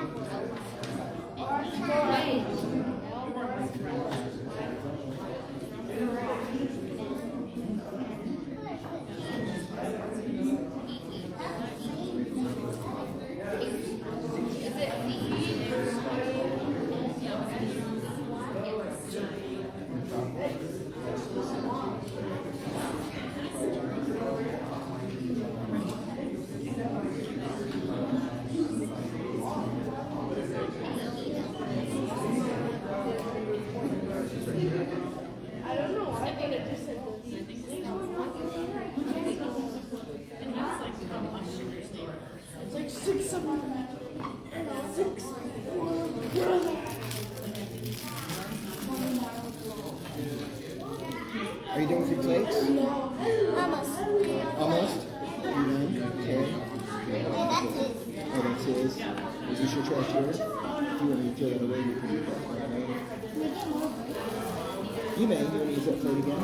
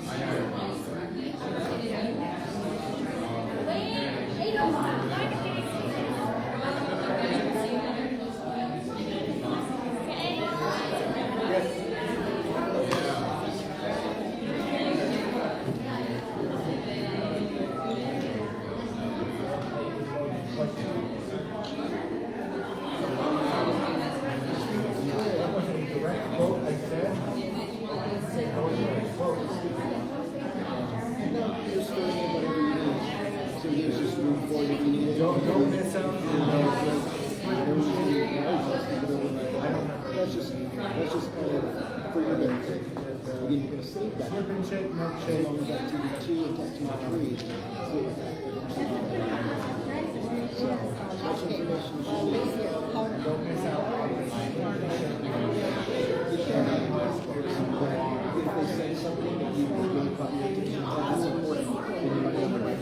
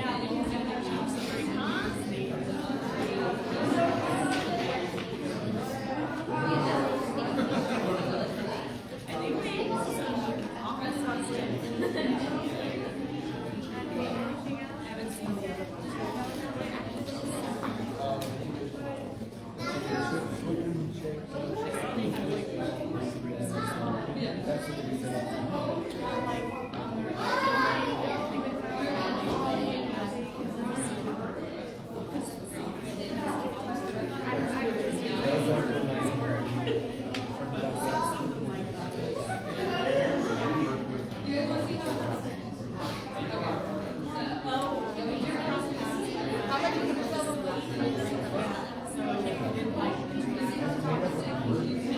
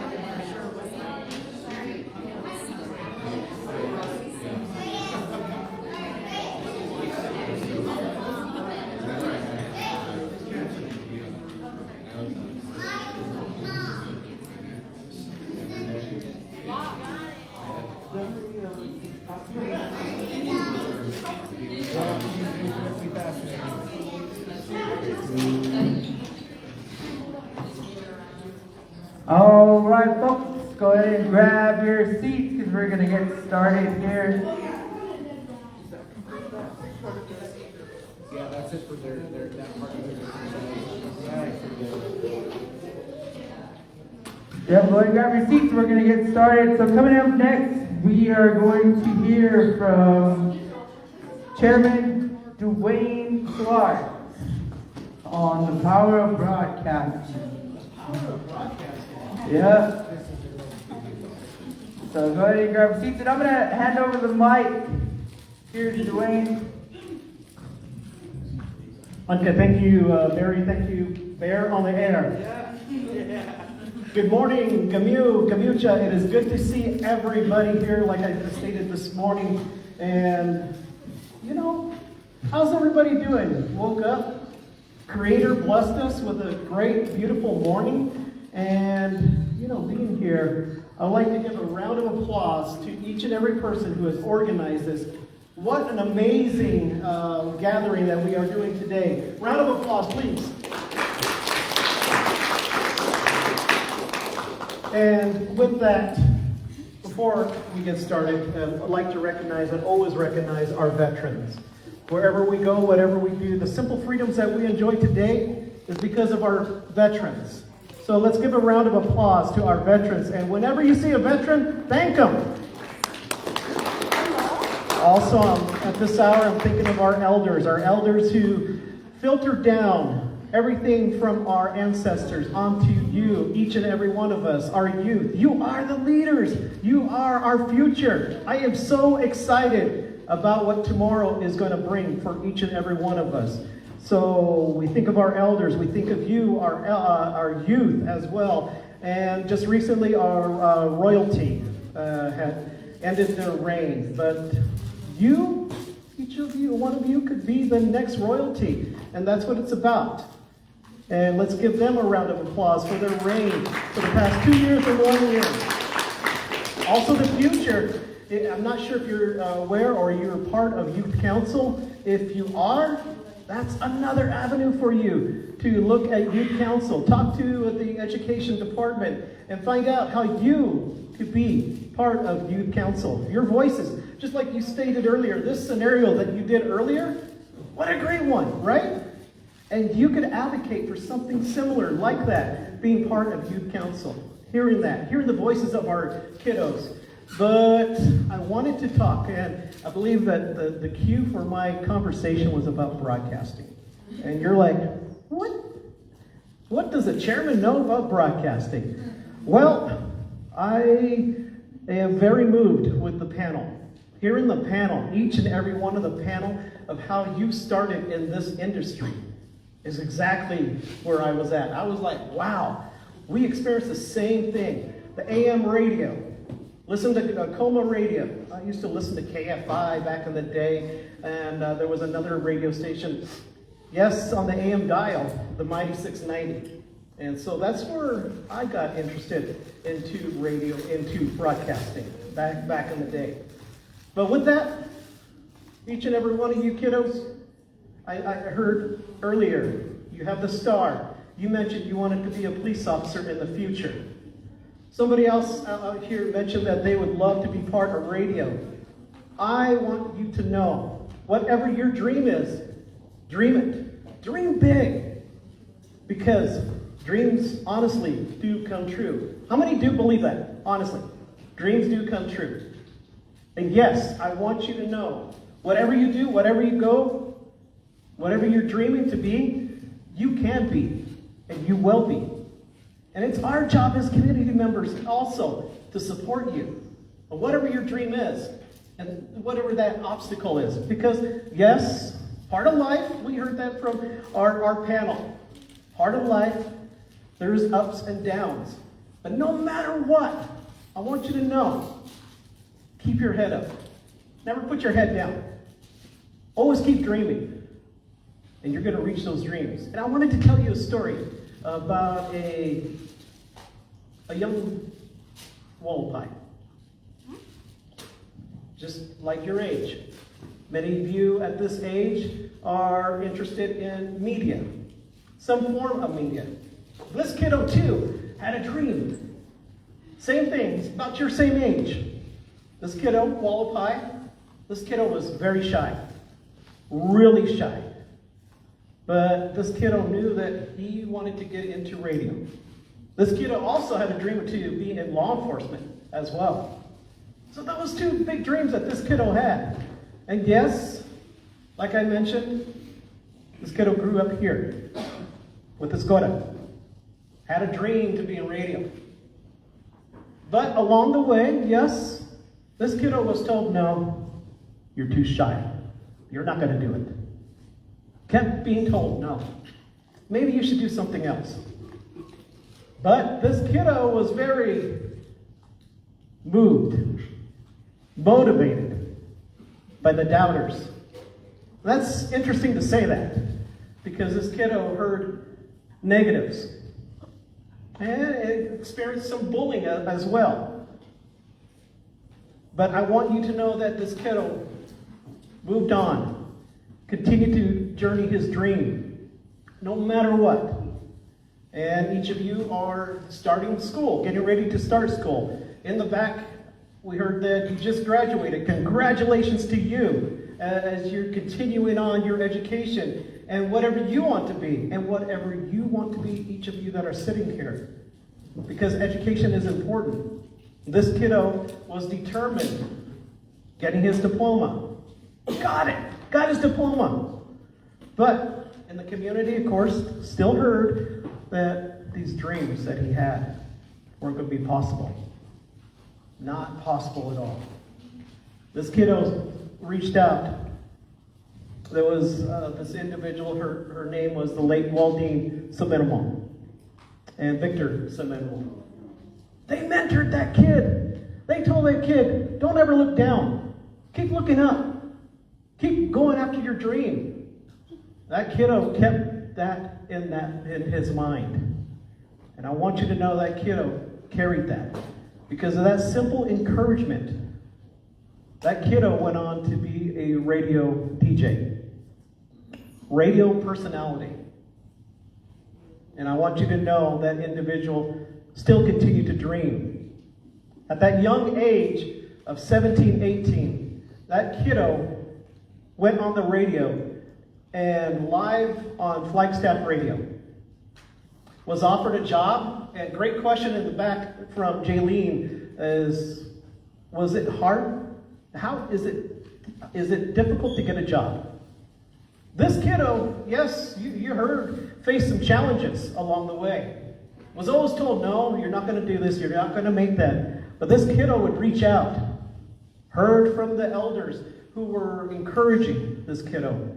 This kiddo would reach out to the radio stations, call them up. And soon enough, there was DJs from other communities in Las Vegas that mentored this kiddo.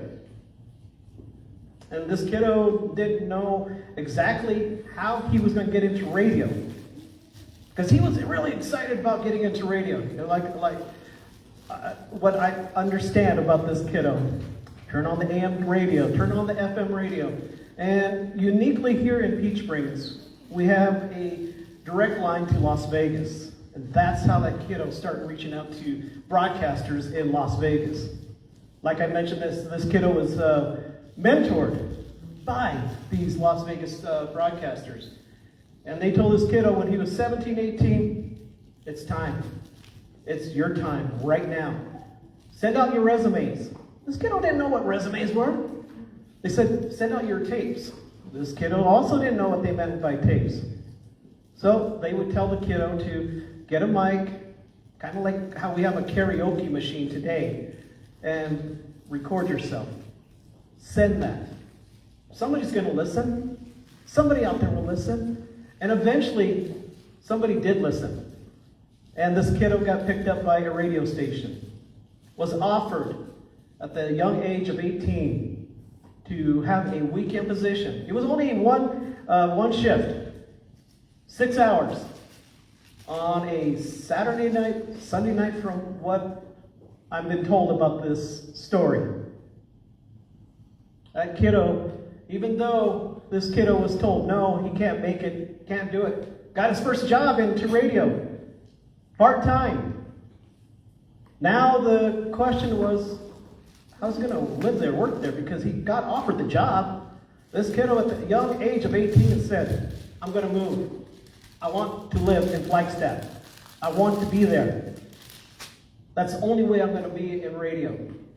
This kiddo did it. At that young age of 18. Though there was doubters back there, this kiddo still did it. This kiddo did one shift. This kiddo was called to the general manager's office. That first shift. That kiddo was, oh no. What did he do? General manager said, we loved what you did over the weekend. You are now our overnight personality. Monday through Friday, midnight to 6. That was the first break for this kiddo. A Wallapai kiddo who was told as a kiddo he can't make it. He can't do it. He's too shy. He went for his first 2 weeks at this radio station. The first 2 weeks were done. And the general manager called this kiddo once again. And remember back then, there was not social media. It was simple to call somebody. Somebody had gone to this kiddo's apartment and said, the general manager would like to see you. This kiddo went to the general manager, scared once again, wondering, did he get in trouble? He went to the general manager. The general manager said, we are making some changes. You are now our official 7 to midnight primetime personality. And this kiddo did it. This kiddo went into broadcasting. As part of the broadcasting world. This kiddo had only an idea of what he wanted to be as far as on radio. When this kiddo joined the radio station, he had no idea that there was anything about marketing, anything about who's going to add the songs, who's going to go out and do outreach to the community. But this kiddo was assigned to this. Remember, this kiddo was very shy, a very shy Wallapai kid. And he did it. And I want you to know who this kiddo is. This kiddo is sitting right here. And if I could do it, you can do it. I knew it was you. Thank you. And I want you to know, you can live your dream to whatever you want to be. I'm a true believer in that. And I'm a true believer in each and every one of you that sit here today.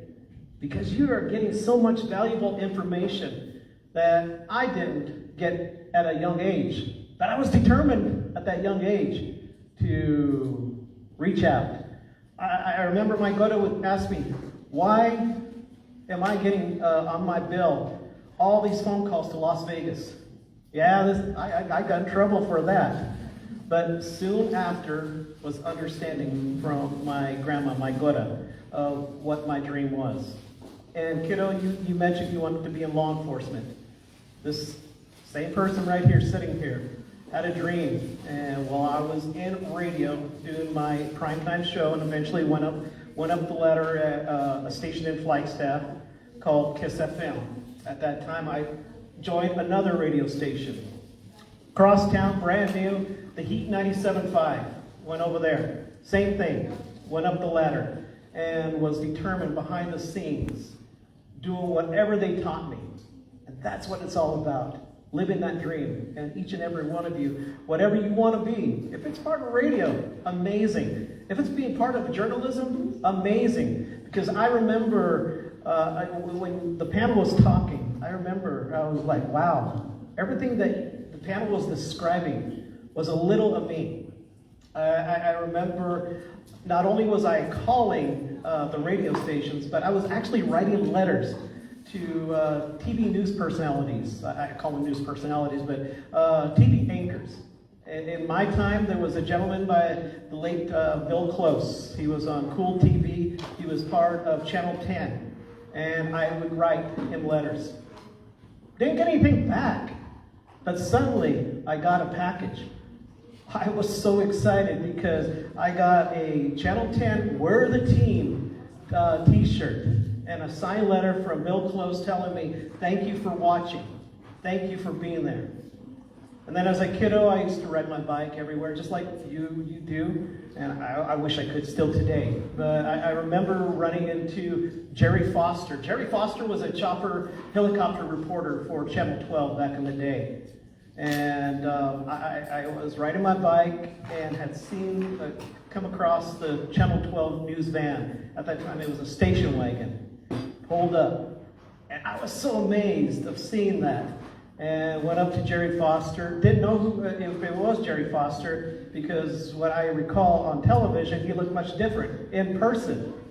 But he introduced himself as Jerry Foster. And so when the panel was talking about listening to radio, watching television, I was the same kiddo doing the same thing right here on the Wallapai Res. Yes, shy. Yes, determined to live a dream. Yes, I mentioned that I also was bullied. I was doubted that I couldn't do it, but I was determined. But if it wasn't for individuals that were supporting me, elders like Waldine Seminimo and Victor Seminimo, I honestly don't feel that I would be here today. And in our community, that's what we need to do, is continue to encourage one another, no matter what.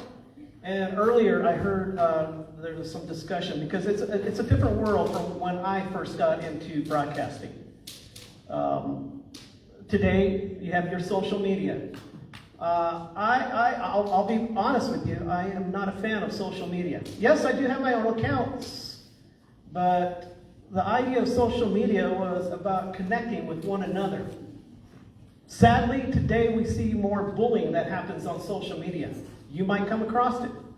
Don't be part of that. Don't accept that.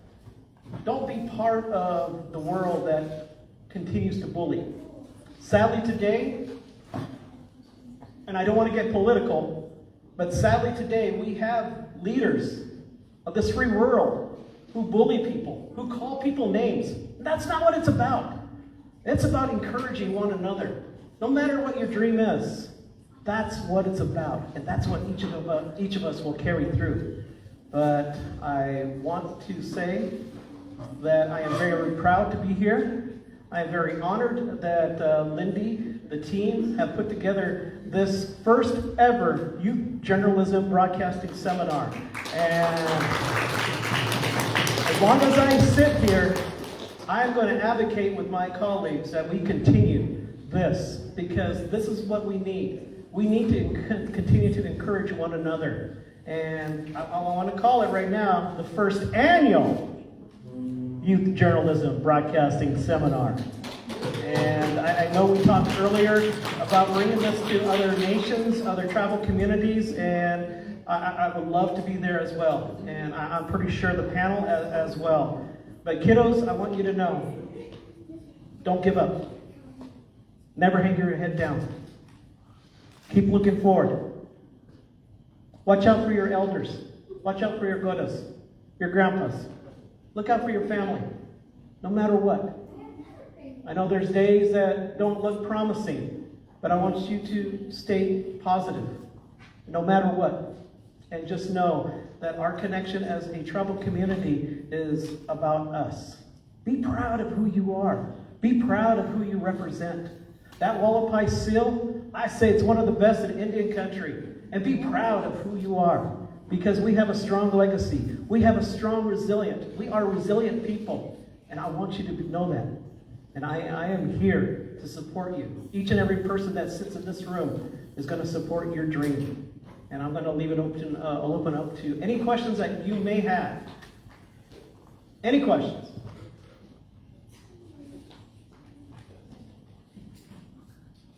Question over here.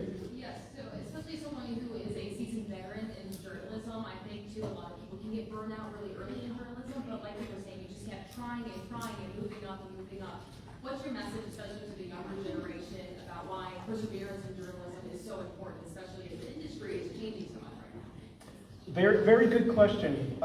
When it comes to continuing to have that passion, you're going to always have that passion of what you want to do, what you want to be. In a changing industry, it's our responsibility to learn as we continue to move. Yes, you might get burnt out. I'll admit, when I was in radio, I was like, same song. I think it was Janet Jackson, All Right, that I was playing continuously at that time.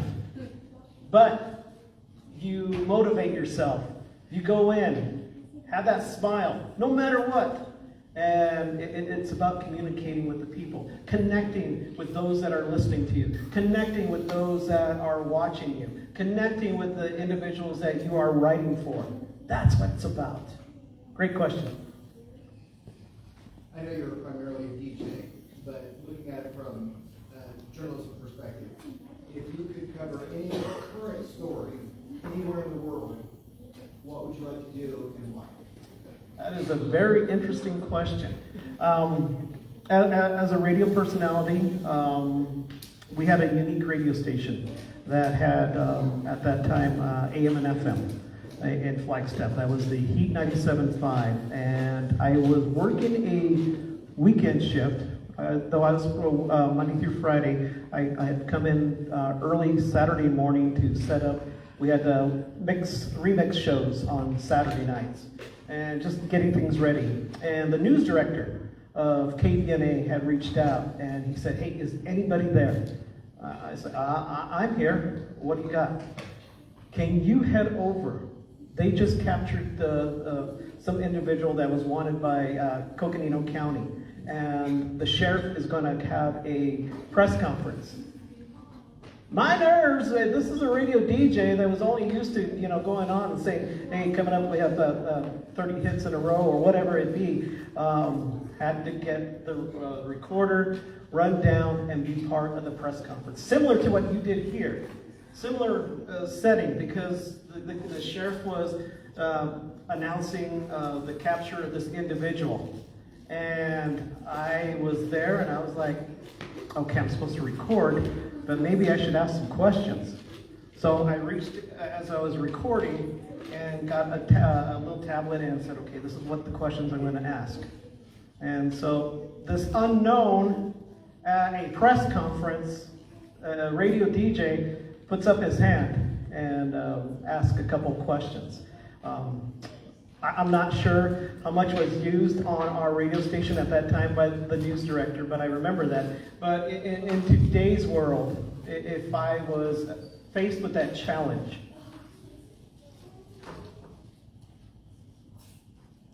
I would say the stories of politics, and it sounds weird saying that now, but the world of politics, I would love to get perspectives of different sides and report that the different perspectives.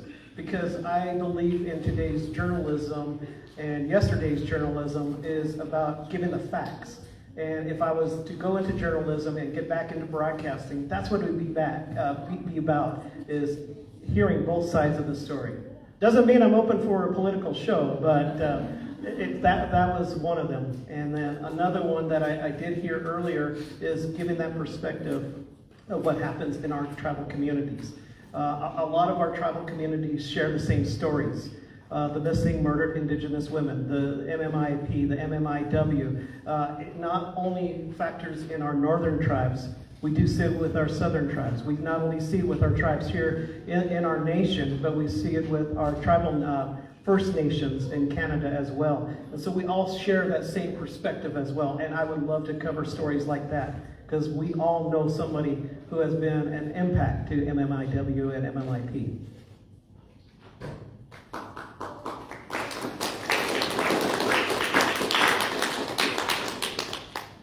Any other questions?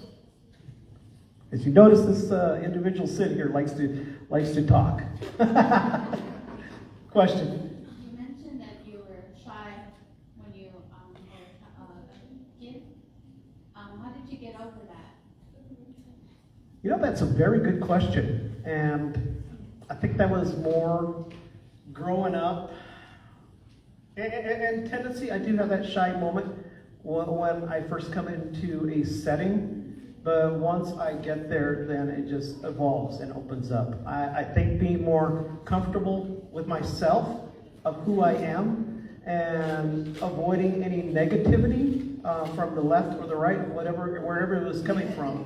And knowing that my dream to be in radio, yes, shy guy, but if I wanted to live that dream, I had to get out of that shell.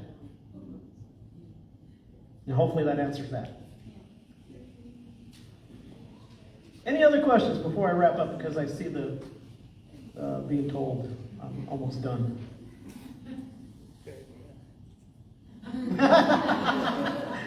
Like the Oscars, you start hearing the music and they're playing me away. But no, thank you. Thank you for this opportunity. I wanted this to be a sit down and not telling you, but talking with each and every one of you about my own experience and sharing my experience and understanding that somebody like myself, as a shy kiddo, a shy Wallapai that was brought up by my Gora, that you too can be whatever you want to be. You too can live your dream. Just continue it. And it's our job as community members to support you. And that's what it's about.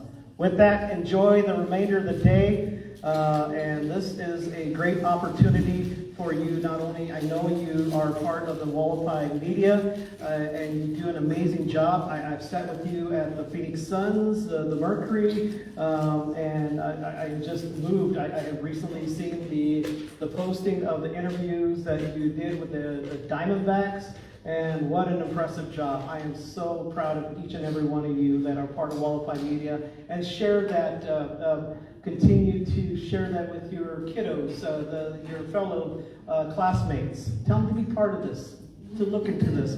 It's not only about radio. It's not only about broadcasting. It evolves to who you are and whatever you want to be. With that, thank you. On cast.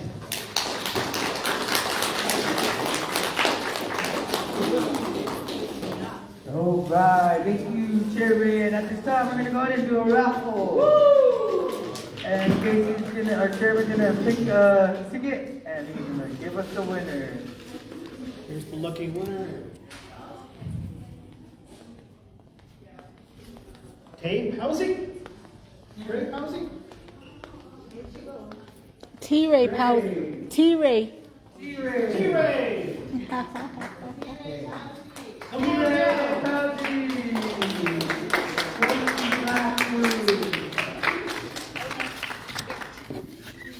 on, all right, we're going to take two more. Lucky ticket. T-Ray, make your way to the table over there where Rachel's at.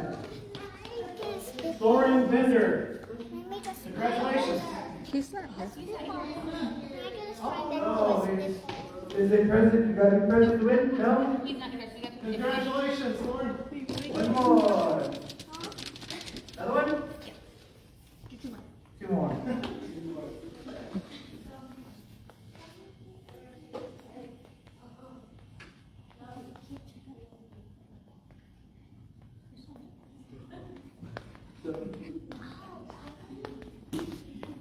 Dobby Hornell.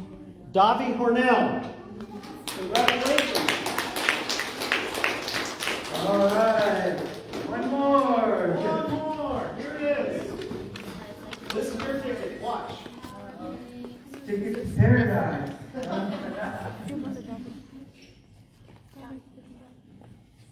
Ray Ford.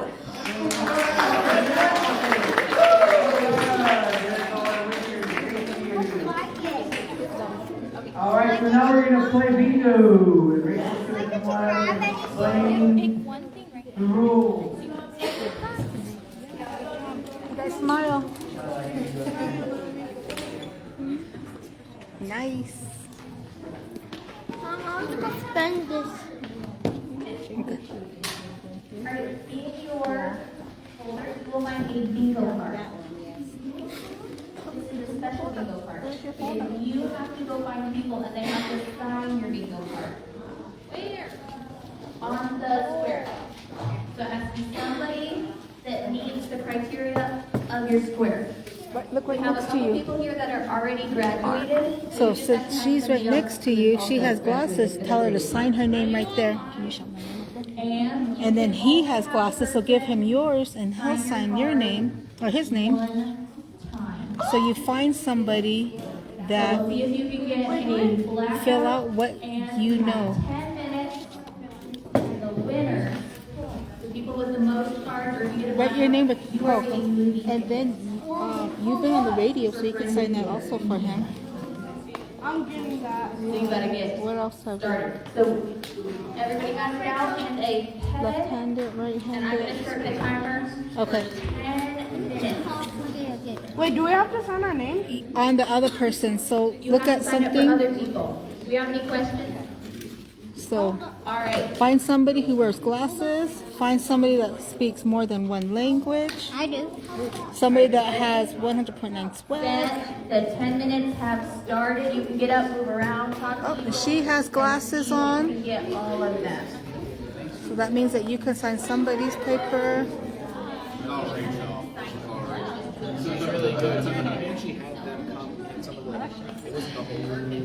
I just initial or do I? Yeah, they came visit the students already. Yeah, they actually met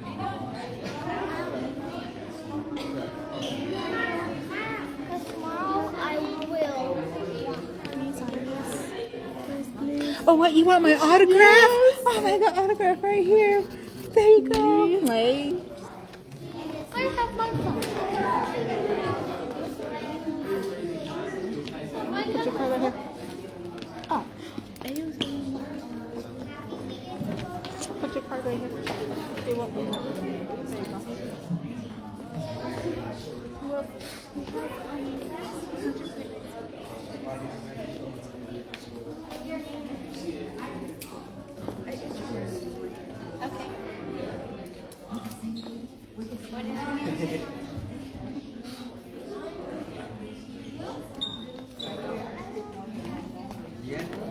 Wait, how does this work? You go find somebody on your bingo list. It's in your folder. No, because I had it out.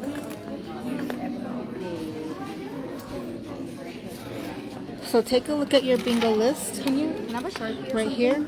You have a pen or pencil right there. I want a Sharpie. So look at this one. You go find somebody that loves sports, that wears glasses, and look at who's next to you wears glasses. What's your name? Molly? Hi, Molly.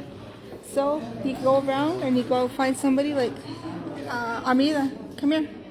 You and Molly. This is my niece, Armida. And this is Molly. Molly, Armida. Hi, Molly. So you guys can probably work together. Guys, get up. She's also new. And so you can also have her sign your paper because she wears glasses. So have her sign that paper. And then you guys go around and just interact like and ask somebody, do you like sports? And then they'll sign it. And I think there's one on there that said guest speaker. So then you'll find somebody that had a guest speaker. One of the ones back here that were up here earlier. So if you guys want to go together, you guys can do this as a teamwork. You guys can walk together and see what you guys can accomplish, okay?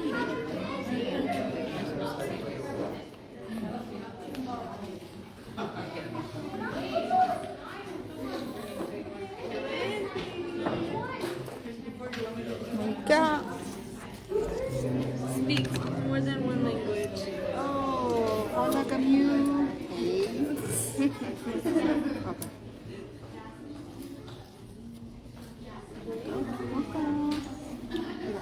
Do you have cash qualified?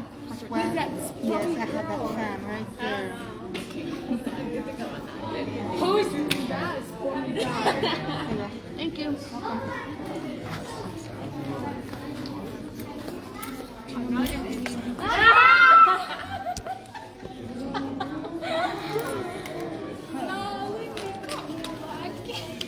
Lindy! The card. You can buy Robux. Any of these Roblox. pictures? Lindy! What's that? Somebody acting cute. Saying, I feel cute. I'm gonna take a selfie. Yay! But look what I got right here. I got Wallapie swag. I know, look up. Sign mine right here. Where is it? Wow. There you go. Me? Can you sign this one? And I'll sign this one too. Because I have Wallapie swag. Can you sign mine in one box? In one box? Do you know what FC? You're throwing one of my boxes. Okay. That's empty. Anyone that's empty. When's your birthday? Where's my pen? I have it. I need to ask my mom. Was your birthday September 22nd? Was it your birthday? You and I have birthdays in September? Don't do it until I come back and tell you. Okay. Wait, do I have your pen. Here. I gotta find another pen. Have you been to everything else? Yeah. What did you need? Not only is our birthday the same month, our birthday is the same day, September 22nd. Did you need the pen? Yeah. Thank you. You're my birthday twin. Yay! Mine's September. Here. Uh-oh, my pen's not working. There you go. Thank you.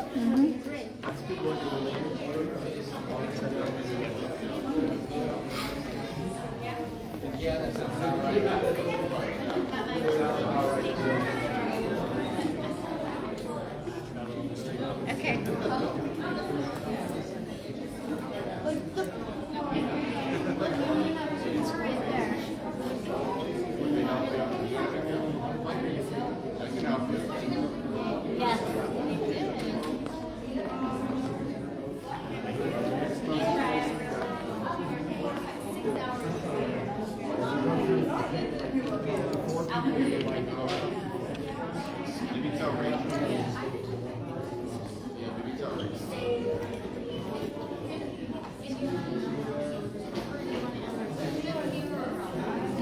So for those of you that are watching right now, what we're doing right now is a bingo game, if you didn't know.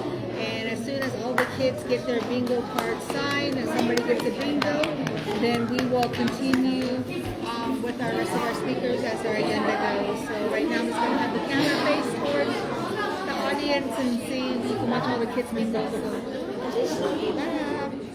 500.9. Mom, where's Steve?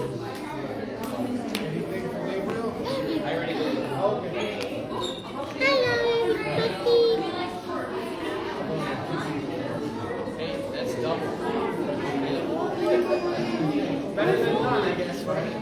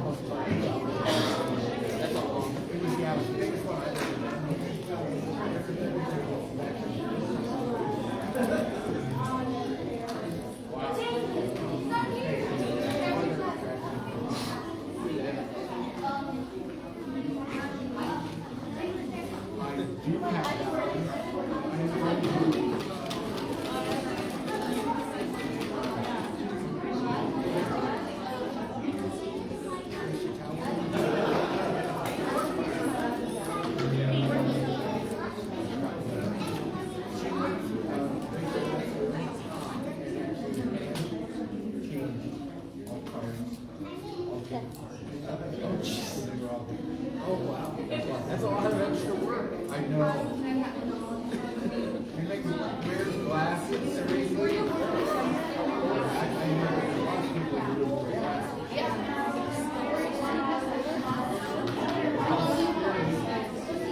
You know,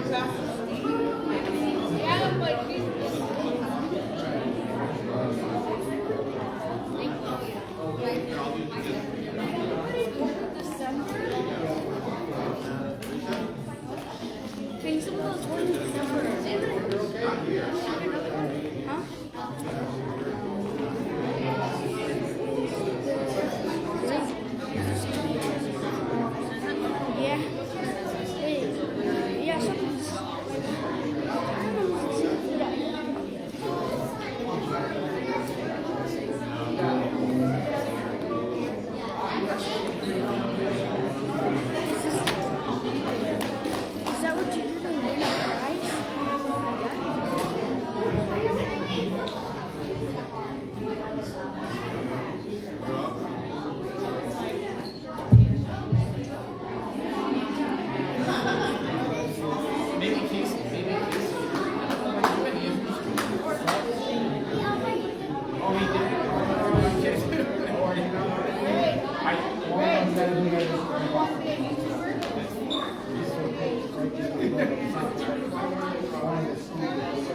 All right, I'll just inform you're at our time marker.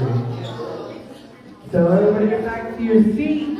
All right, and then we're gonna find out if we have a winner. Is anybody close? You are? All right, we'll do. Rachel's gonna go ahead and go over what you need to know to make sure you either win or. Who has less than 2? Who has less than 2 squares left? Anybody? 2? Who needed 2 more signatures? Anybody need 3 more? Anybody need 3 more? 3 more signatures? You have 3 more signatures on their box. Anybody need 4? Anybody need 4 more signatures?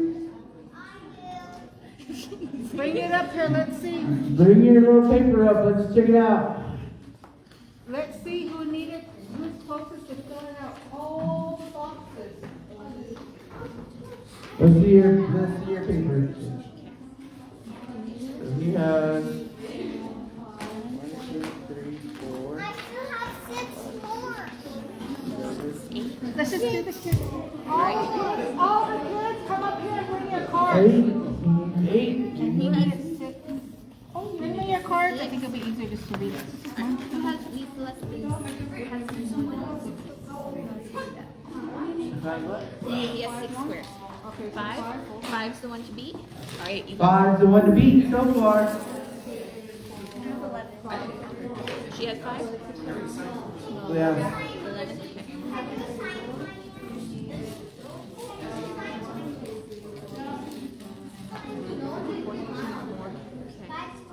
Bring me your cards. Let's see how much. Niall, bring your card. Let's see what you got.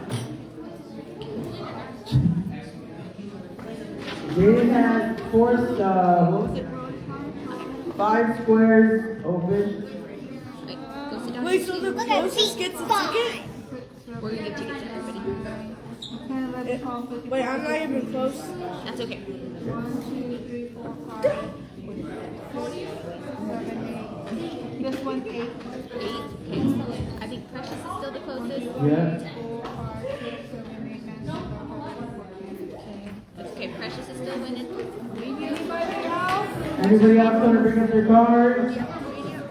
1, 2, 3, 4. Ooh, 4 is the one to beat. 3, 4. 4. Anybody have 4? Anybody got? Let's see. 1, 2, 3, 4, 5, 6, 7, 8, 9. Anybody else? Less than 10? You have 10 boxes filled? You have They're actually 2, and the staff will combine them with their cards. Or, yeah, we'll combine. I have a question. Yeah. Have you, has it ever come? He's still making signatures. All right. Did I already win? You won. You got. See, you're the winner. What's your name? Andreas. Andreas Nieto. Andres Nieto won the bingo.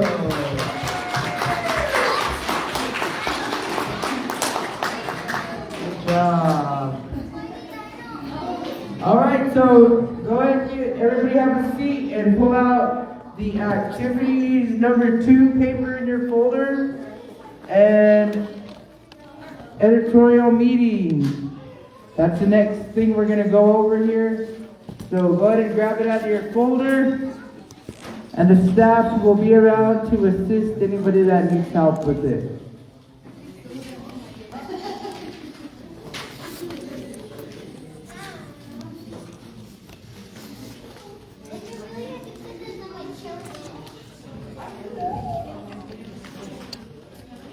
All right. So show what we're doing next. Oh, so we are doing the editorial meeting activity. Who, what, when, where, why, now. Yeah, that's what's going on next here at the conference or seminar.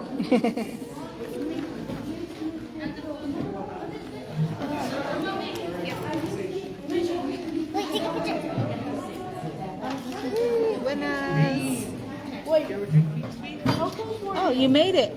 Glad you came. Yeah, that's like the only drink I've ever seen you drink.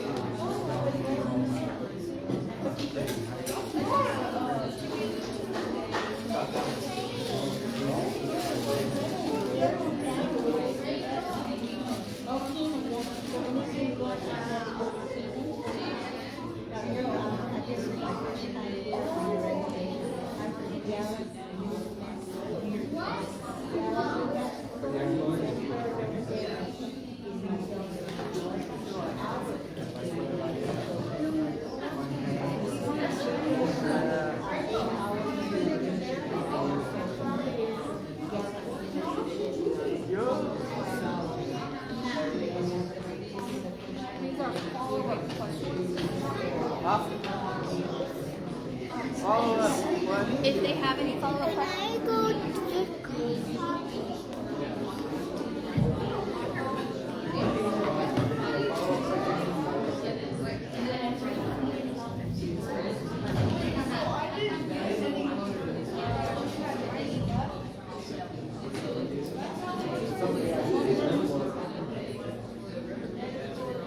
Editorial meeting, activity number 2.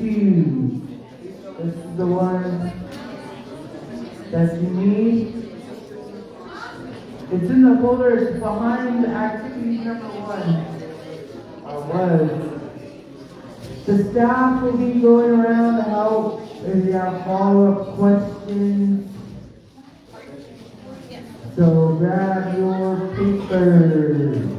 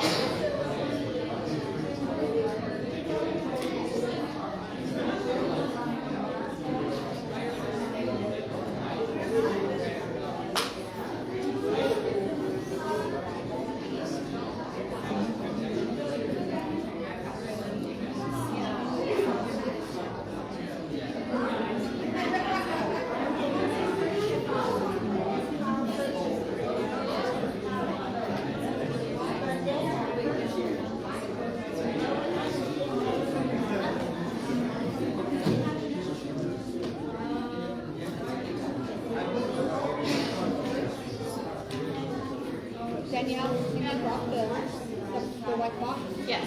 Okay. No, I did it on purpose and that's like I said, so that when I'm dancing and then the texture comes and then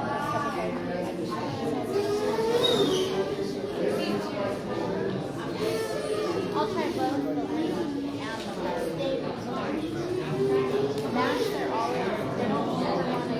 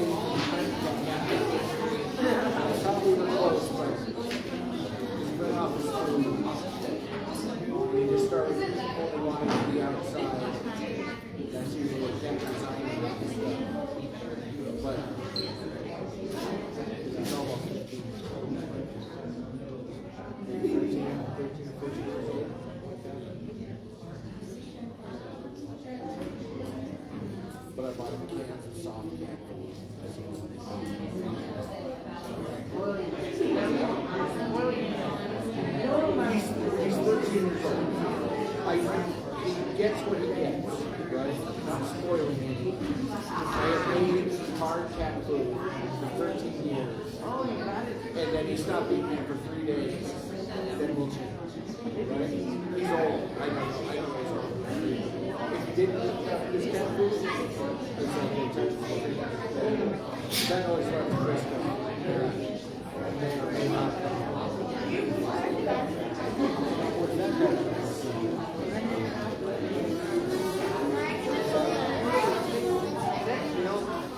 Well, there's some things to have.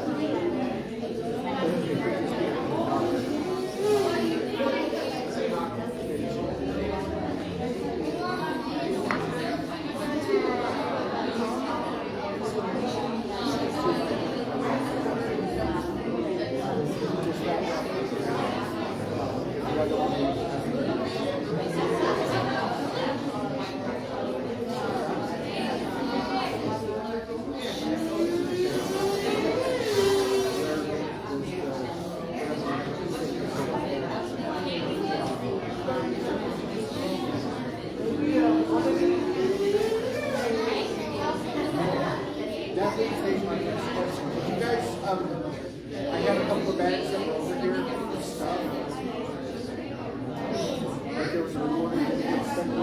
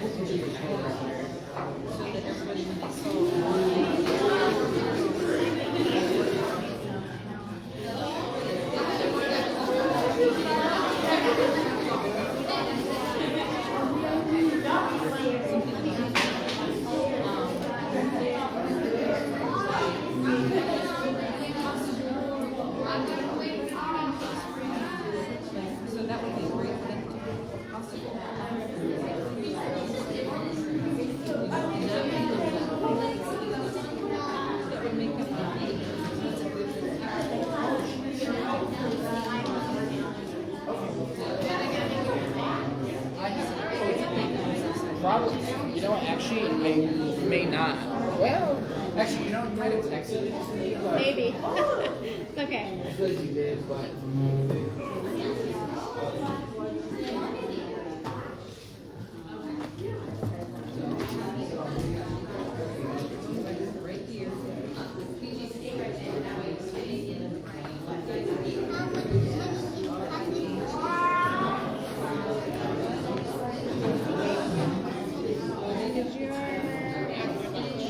Oh, am I like right out of it? Yeah, you're out. Wow, this is going on fast. I looked up for a second, like, whoa. Sorry, my computer's taking forever. How you holding up? Okay. Yeah, we're gonna do like that. It's like 4 hours. Oh yeah, that's right. You're up. Yeah, you're up. And then you're... Oh, that's nice. So my brother is disabled.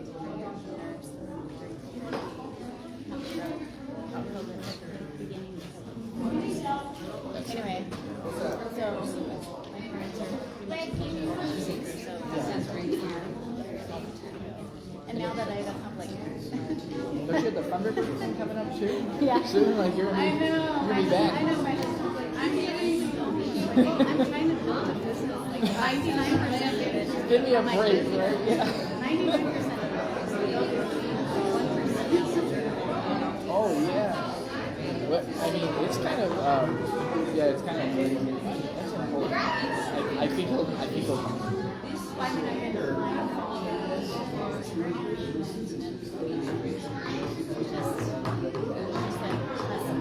That's good.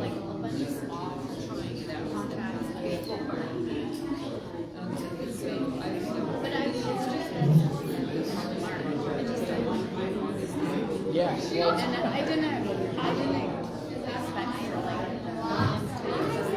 thrown down. oh, it's hard. Yeah, I mean, it's like it's on the thing. It's like a big yeah. I've enjoyed working with Jill. It's not necessarily but I like her and yeah. Oh, but well, I'm sure there's some Major things. just I mean, because I know you mentioned it. That's the thing. It must have been really bad if you bombed it. Sorry, I was distracted.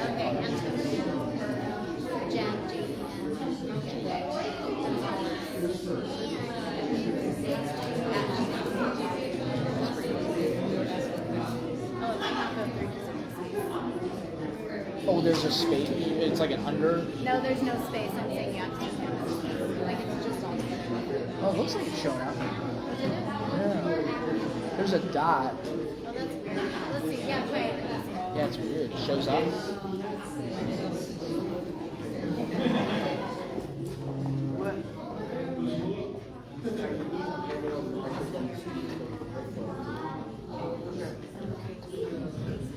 All right, ladies and gentlemen, boys and girls, it's that favorite time of the day, lunchtime. All right, so we can have Pastor Steve come on up over to give a blessing on the food, and we'll wind up and help ourselves. Remember to clean up after yourself, okay? Oh, let's pray for our meal. Dear Heavenly Father, thank you again for the activity today, and thank you for all those that have counted and involved. Thank you also for the food you provide for us and for the departments that have helped out with that. Give everyone just a great fellowship time and meal together. And I pray in Jesus' name, amen. All right, go ahead and line up, help yourself there on the juvenile, I guess it is. The police will help you. The guards are going to serve you.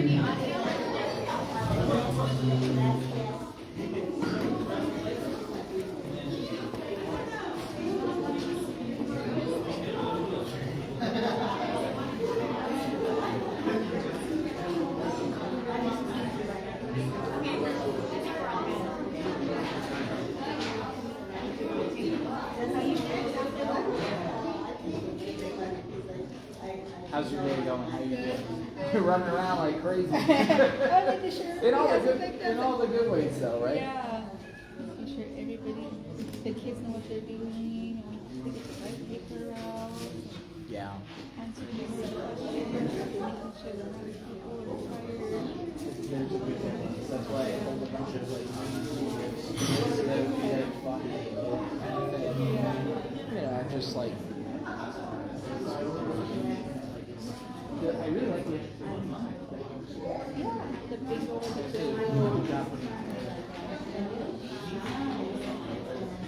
How have things been? Otherwise, yeah, we finished our summer session with the kids.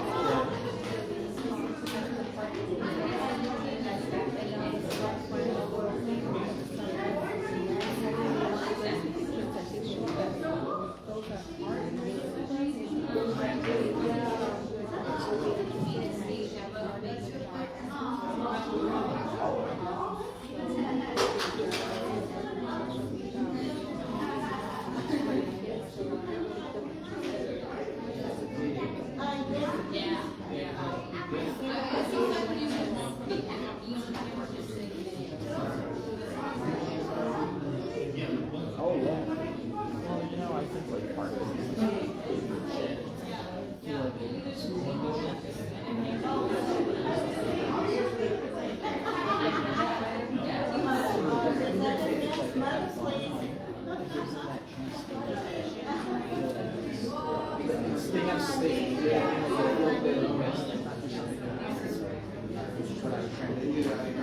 My stuff, which is why like, I had all these photos and like just fun wacky stuff. I had all this stuff about animals. So I'm adding one more photo. So this was from I think I saw you guys before I So I flew out to San Bernardino, California. A tribe there reached out, and they were like, "Hey, we have a story for you." And I was like, "This is cool." So the station flew me out, and we had 2 baby goats. And so this is what they're using in San Bernardino, California. And they have these goats that are out there, and they have over 700 in 2 different birds, and they're used to So, yeah, fun stuff. Like I was just kind of like, here's some fun things we can do in our world. Any job, what you're gonna do, don't forget the fun part of it.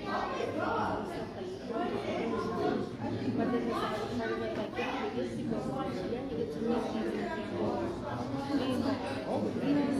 I never expected that. They forget about that. Oh, yeah. Yeah, I wasn't expecting that. The California, they're like, yeah, we see all your coverage of like natural resources and environment. They're like, we think this would be great. Cool, let's do it. So when you're done with your story, we're running with Danielle so she can put it into our domain. Oh yeah, I had to step out for a moment because I interviewed Councilman Vaughn actually for while I was here for the last couple of days. I did the River Runners tour as you knew, but I was also going to do something because of the centennial about the gas station. So it worked out really well. He was great interview, like really interesting. Like he worked there, which is kind of cool. I think to like share with people, like this is something you can do and like experience. So I was like, this is great. So I'm looking forward to that. I'm hoping NPR National will pick up the story. Mm-hmm. We have a network of stations that we've been working with that are taking the reports for like the Route 66 coverage because it's so big and there's all these states along, from Chicago to LA. So we built actually a website and there's a map and then you can go, there's like dots along the Route 66 and then you click on the dot and it links to that story on the web. So we're going to have a spot for Peach Springs for this story. Kind of like, yeah, here we go. So that helps, right? I get lunch. So right now it is lunchtime here during our seminar, so our kids are getting lunch, but during our lunch, Rachel, do you want our agenda? We will be going into, the afternoon is going to be our birdie dance and singing, along with raffles, and then Gabriel Pietrazio and Antonio Gonzalez will both be giving keynote sessions that you won't want to miss this afternoon. A lot of amazing things for our kids. All right, thank you, Rachel. So right now I'm just going to keep the camera on, so then that way we're not losing anybody, or you guys can jump on and off and on. So I'm just going to set this up over here. That will be for the kids, and then I'll turn it towards the presentation when it is time.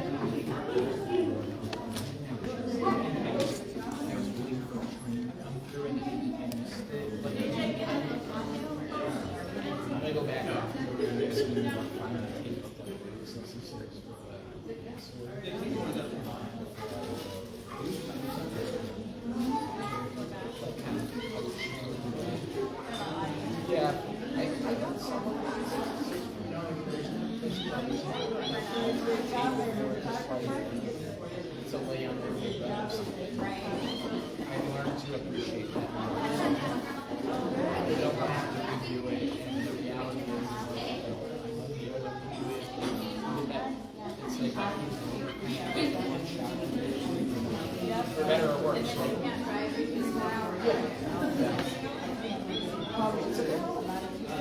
Yes, it's 3.5. So you put kind of like this.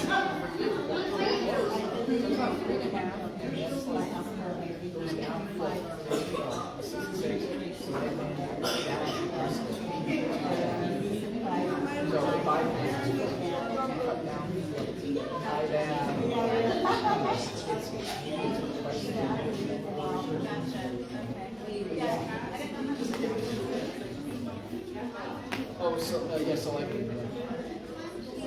seeing it, it's kind of better. It makes it sound fancier. I like this. Yeah, one of my colleagues, Selectman is kind of like the word or inspiration for cars. So she went there and did a whole story about that. And interviewed the guy. His name's Angel. He was like, they call him the guardian. His name's Angel, really. Yeah. Yes. Yeah, and he's like considered the guardian of 66. So that's his whole, that was their whole family, like the Arizona 66, the strongest association, which all the celebrates the time. So she did this whole feature on it. It was really good. And so we actually got this station our retirement on that. From all the member stations from Chicago to LA, that's housed on our site, our additions and building. So like you go to different points on the map and you click on that point and it pulls up a link and it goes to that store. Yeah, it's really good. Okay. Yeah, I want to see the photo. Yeah. It's the same one that I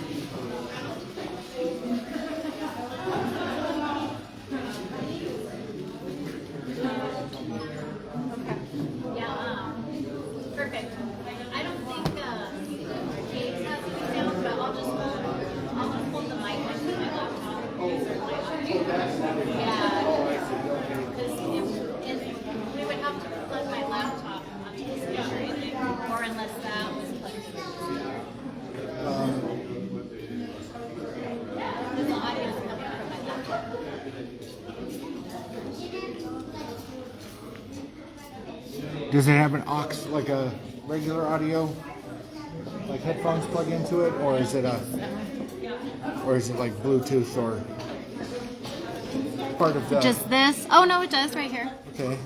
Like a headphone? Yeah, it has one of those.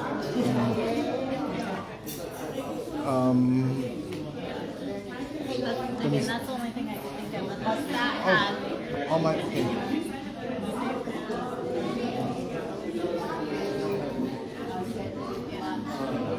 I can just hold the mic.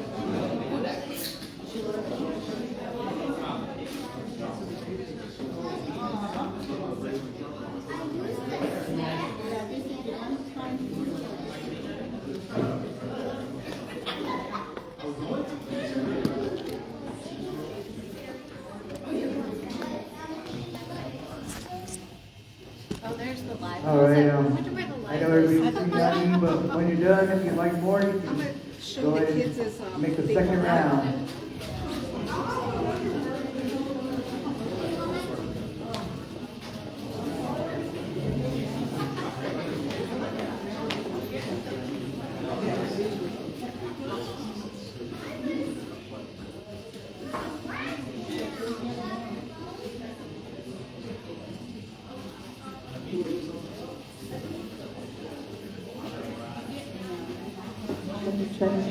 While we're eating and you kids that are eating, we're going to do a little slideshow just to look back from the beginning when we started in October through our spring and through our summer, and just to show the places that you have been, pictures of you in the studio, pictures of those that we have interviewed.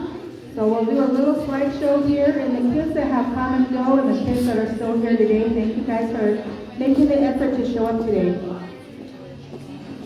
Danielle, can you do the lights right here?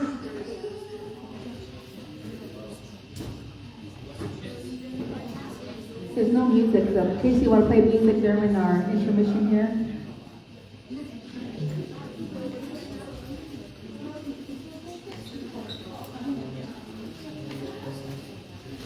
In the beginning, we learned how to run the board and go live on air. You can see Rachel and Casey stepping in, showing them how to run the board, what the studio was about. And in the beginning, we were a lot of us from Peach Springs Elementary, so this was part of the curricular activities they did after school on Tuesdays. Their first big assignment was interviews with the tribal departments. It was directors, but then we just took those that, there's a lot of programs in each department, so those that ran a specific program, they came in, and so they asked them, what does your department do, or what does your program do? And they had interviews from, Dwayne, how many departments do we have here? 28 departments here in our community.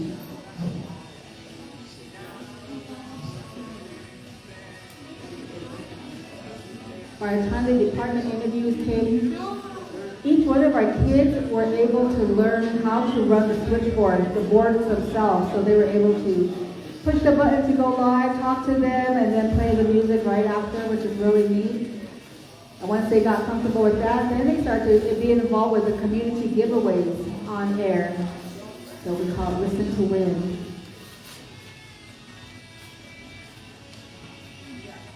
Everybody loves being a winner. As the kids were getting well known on the radio and from our social media with the Wallapai Media, Wallapai 100.9, Bill Street Theater in Kingman started to reach out and wanting the youth to come to Kingman to conduct interviews for their upcoming shows and inviting them to attend shows. And Rachel would take part of that because a lot of the shows were on Saturdays. So that was something that, you know, for theater and some of our kids that weren't really involved or really love theater, to give them that opportunity. And during this chat, we have Cheyenne over there. So maybe Cheyenne. She got to be in The Little Mermaid. So opportunities and doors opening like that, you know, that was really awesome because now that she's involved with the Bill Street Theater. And if without being involved, you know, that opportunity or chance wouldn't have, you know, maybe never came. But it also showed the kids like, hey, there is a theater here in our next town, with plays, not a movie theater.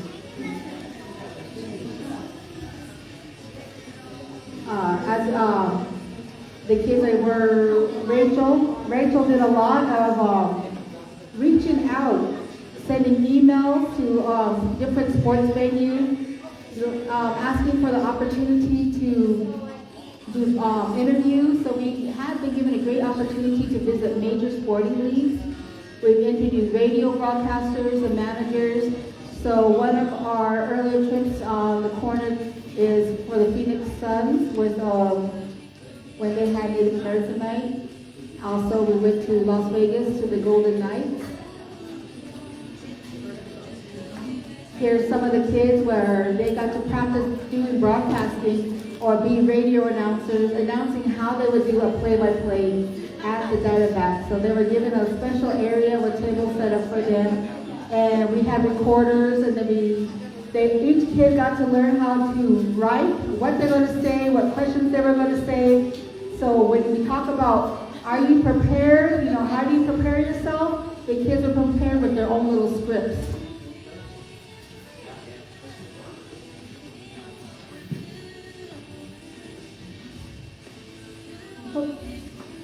The interviews here at Las Vegas Nights. And the kids also got to watch a practice game. And that was a lot of it, even myself, our first time even in a hockey rink.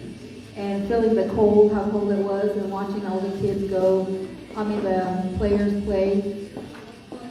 Here we got to interview the manager of the Diamondbacks, and also the radio broadcaster who's live on air.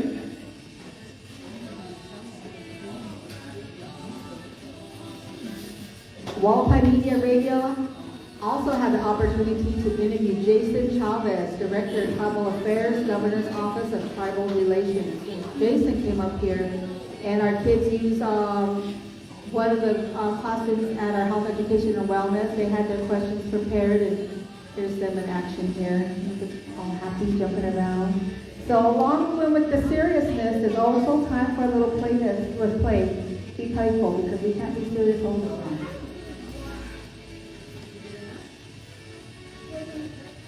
During spring break, we held a media camp. We have opened it up to our kids because we have Sligman, we have Peach Springs, we have Music Mountain, we have Valentine Elementary in Truxton, also Kingman. And so we try to do the 2 weeks so that way it would give opportunities for those schools to get the opportunity to come in. So some kids were here both weeks, some kids were here with the 1 week or the second week. During that time, we had a lot of kids. I think during this time it really opened the doors, and the kids were feeling more at place, more at home with the radio station, and finding that safe place and that safe zone to come in. And we also opened it to a lot of our younger kids, and Rachel was like, okay, she had to think of ideas and thoughts of how can we gear this towards the little kids, the ones that are going to come in that maybe aren't ready to go on the radio on their own or were shy. So she did some coloring pages, we got paints, we also did some necklaces, and just kind of did a little crafts. But as long as they were in the studio and they listened and heard what we did, what we do at the station. We also went to the culture department when they had their gardening. So the kids were also involved with some community events during those 2 weeks. And it was really good. It was a really good turnout. We had a field trip to visit our radio tower, which is on Great Mountain. And our radio tower at Great Mountain is east. So the hill that goes up here to the east, that's where our radio tower is at. We started a summer radio club, and by the time we started doing these trips and the kids on the radio, our spring break, by the time summer came, we had doubled the numbers, tripled the numbers of youth in our community that wanted to be a part of it, that wanted to come to see what we're about. So Rachel also did a tremendous job on reaching out to some we say local, but it's 50, 80 miles away, but it's in our surrounding tri-state area of events and activities or places that we can go. And this one with the Wallapai Transit, you can see all the kids that took a ride. We went to Lake Havasu City, and it's Altitude Trampoline Park, and they are one of our sponsors.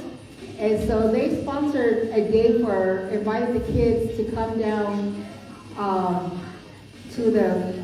to Altitudes, and they provided lunch for us. They got to do interviews there. They got to jump for an hour and a half, which was really awesome.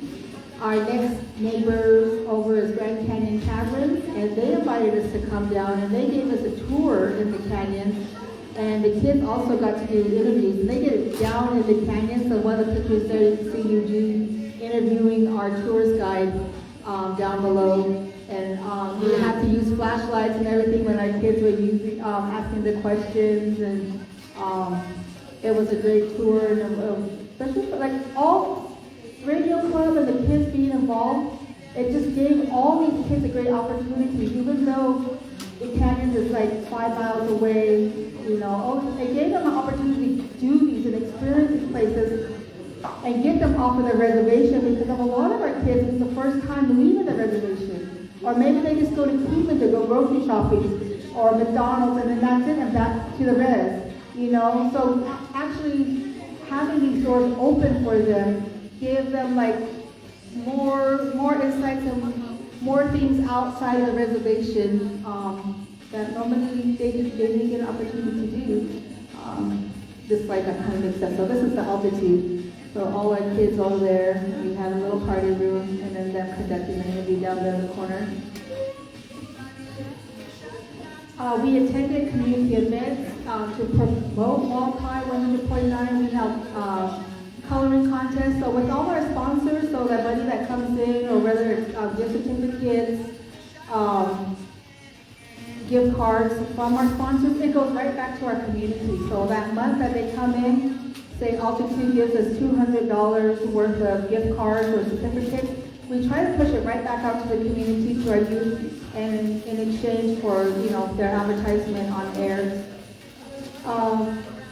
So this summer we attended our family day, we attended 4th of July, we had a booth at each event that we do, family day, I think I said that already. But all these events, we try to be there, we really try to promote getting more youth involved and letting the people know that, hey, we have a local radio station, tune in. Another big thing was connecting with our Wallapai elders and doing interviews and games. So that's one big thing, as you know, being a part of our culture and our youth, is bridging that gap. How do you bridge that gap between our younger generation and the older generation? And this was going to the elderly center. You know, I said you can set up days and times, but that's not going to do it. You have to go there in person. You have to show up, and whoever's there at that time, talk to them, you know, interact. So Rachel takes a big part of taking over or being, you know, conducting everything with our radio club and picking that day for Tuesday. So she'll do this, you know, every Tuesday, and we have a calendar of events, and then Elderly New Tuesday at 3 p.m. the Radio Media Club kids are going to come. So you can see AO, she's doing interviewing Barbara. You have Nora. You have the kids right here that just talking one-on-one. And other days, everybody's going to be playing games. Look at the, you can see the big deck of cards there, elderly side, so you can see them visually. And they had a really good time with the elderly. And I just think the more you go, the more the elderly are going to expect them to show up or to come. And the more they're going to open up and get comfortable, you know, with each other. At first, the elderly may have not spoken much, or, you know, been kind of quiet, but give that trust and let them know who you are and ask the questions. And one of our new ones, Rachel, right, we were saying about Route 66, right? Because we have our centennial. So that was another question.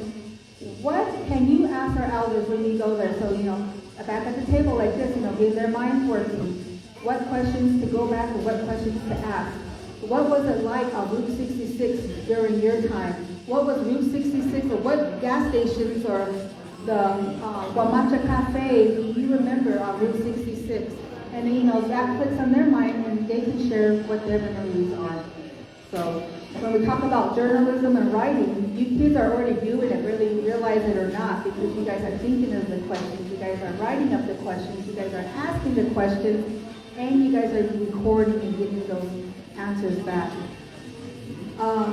Another big part of it, getting money from our local tribal council to help rebrand our name, because we were Wallapai, KWLP, the Peach. And now we transitioned to Wallapai 100.9, embracing Wallapai, embracing our heritage, embracing our tribal outline. And so that's why what you see on the Wallapai is our tribal outline and 100.9. Those are the two biggest things. So we've been trying to rebrand and another way. What we did was we ordered radios. So ordering those radios and making sure that each department in our community, like I said, there's 28 departments, that each department in our community of Peach Springs get a radio so that way they can tune in. They are listening because we can promote about streaming. We can promote about, when you're in the car, but when they're in the office all day for 10 hours, how are they streaming? So getting radios out there. And once we did this, all the community members, they said, we want radios. We want radios at home. So now we have to find funding to how can we at least buy 100 little radios to give out to the community, because a lot of our people don't have the radio. It's just in the car. We have some elders that listen all day, and I'm really surprised when they say, the radio's off. I was like, oh, it is? Okay, we'll check with something called Casey. Casey, the radio's off. And it's really surprising to find out how many of our elders or how many of our people are actually just listening at home, So this is a picture of us, our Wallapai youth going out and delivering radios in our community and going to each department. We have continued to promote our radio club for all youth to join, and also to give opportunities for youth to be involved, such as we put flyers out about the radio club to hopefully get more kids in. We talk about the weekly meetings, educational field trips.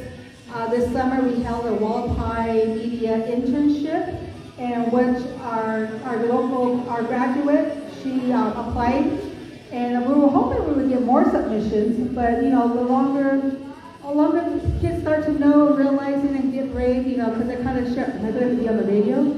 My writing stuff, that insecurity of it. We'll hopefully get more in the future. We promote game interview connection. It shows with our partnership, like departments that we go to, and then this one right here, our youth journalism and broadcasting seminar. And Rachel before, she really put a lot into this. Outreaching, emails, calling. Give it up for Rachel, you guys. Give it up. Give a big hand for Rachel.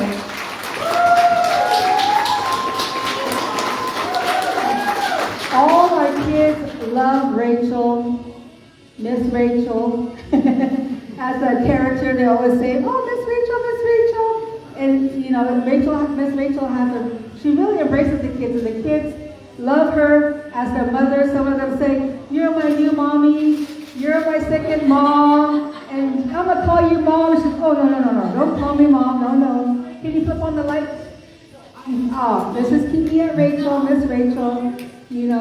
I would like to get my staff up here.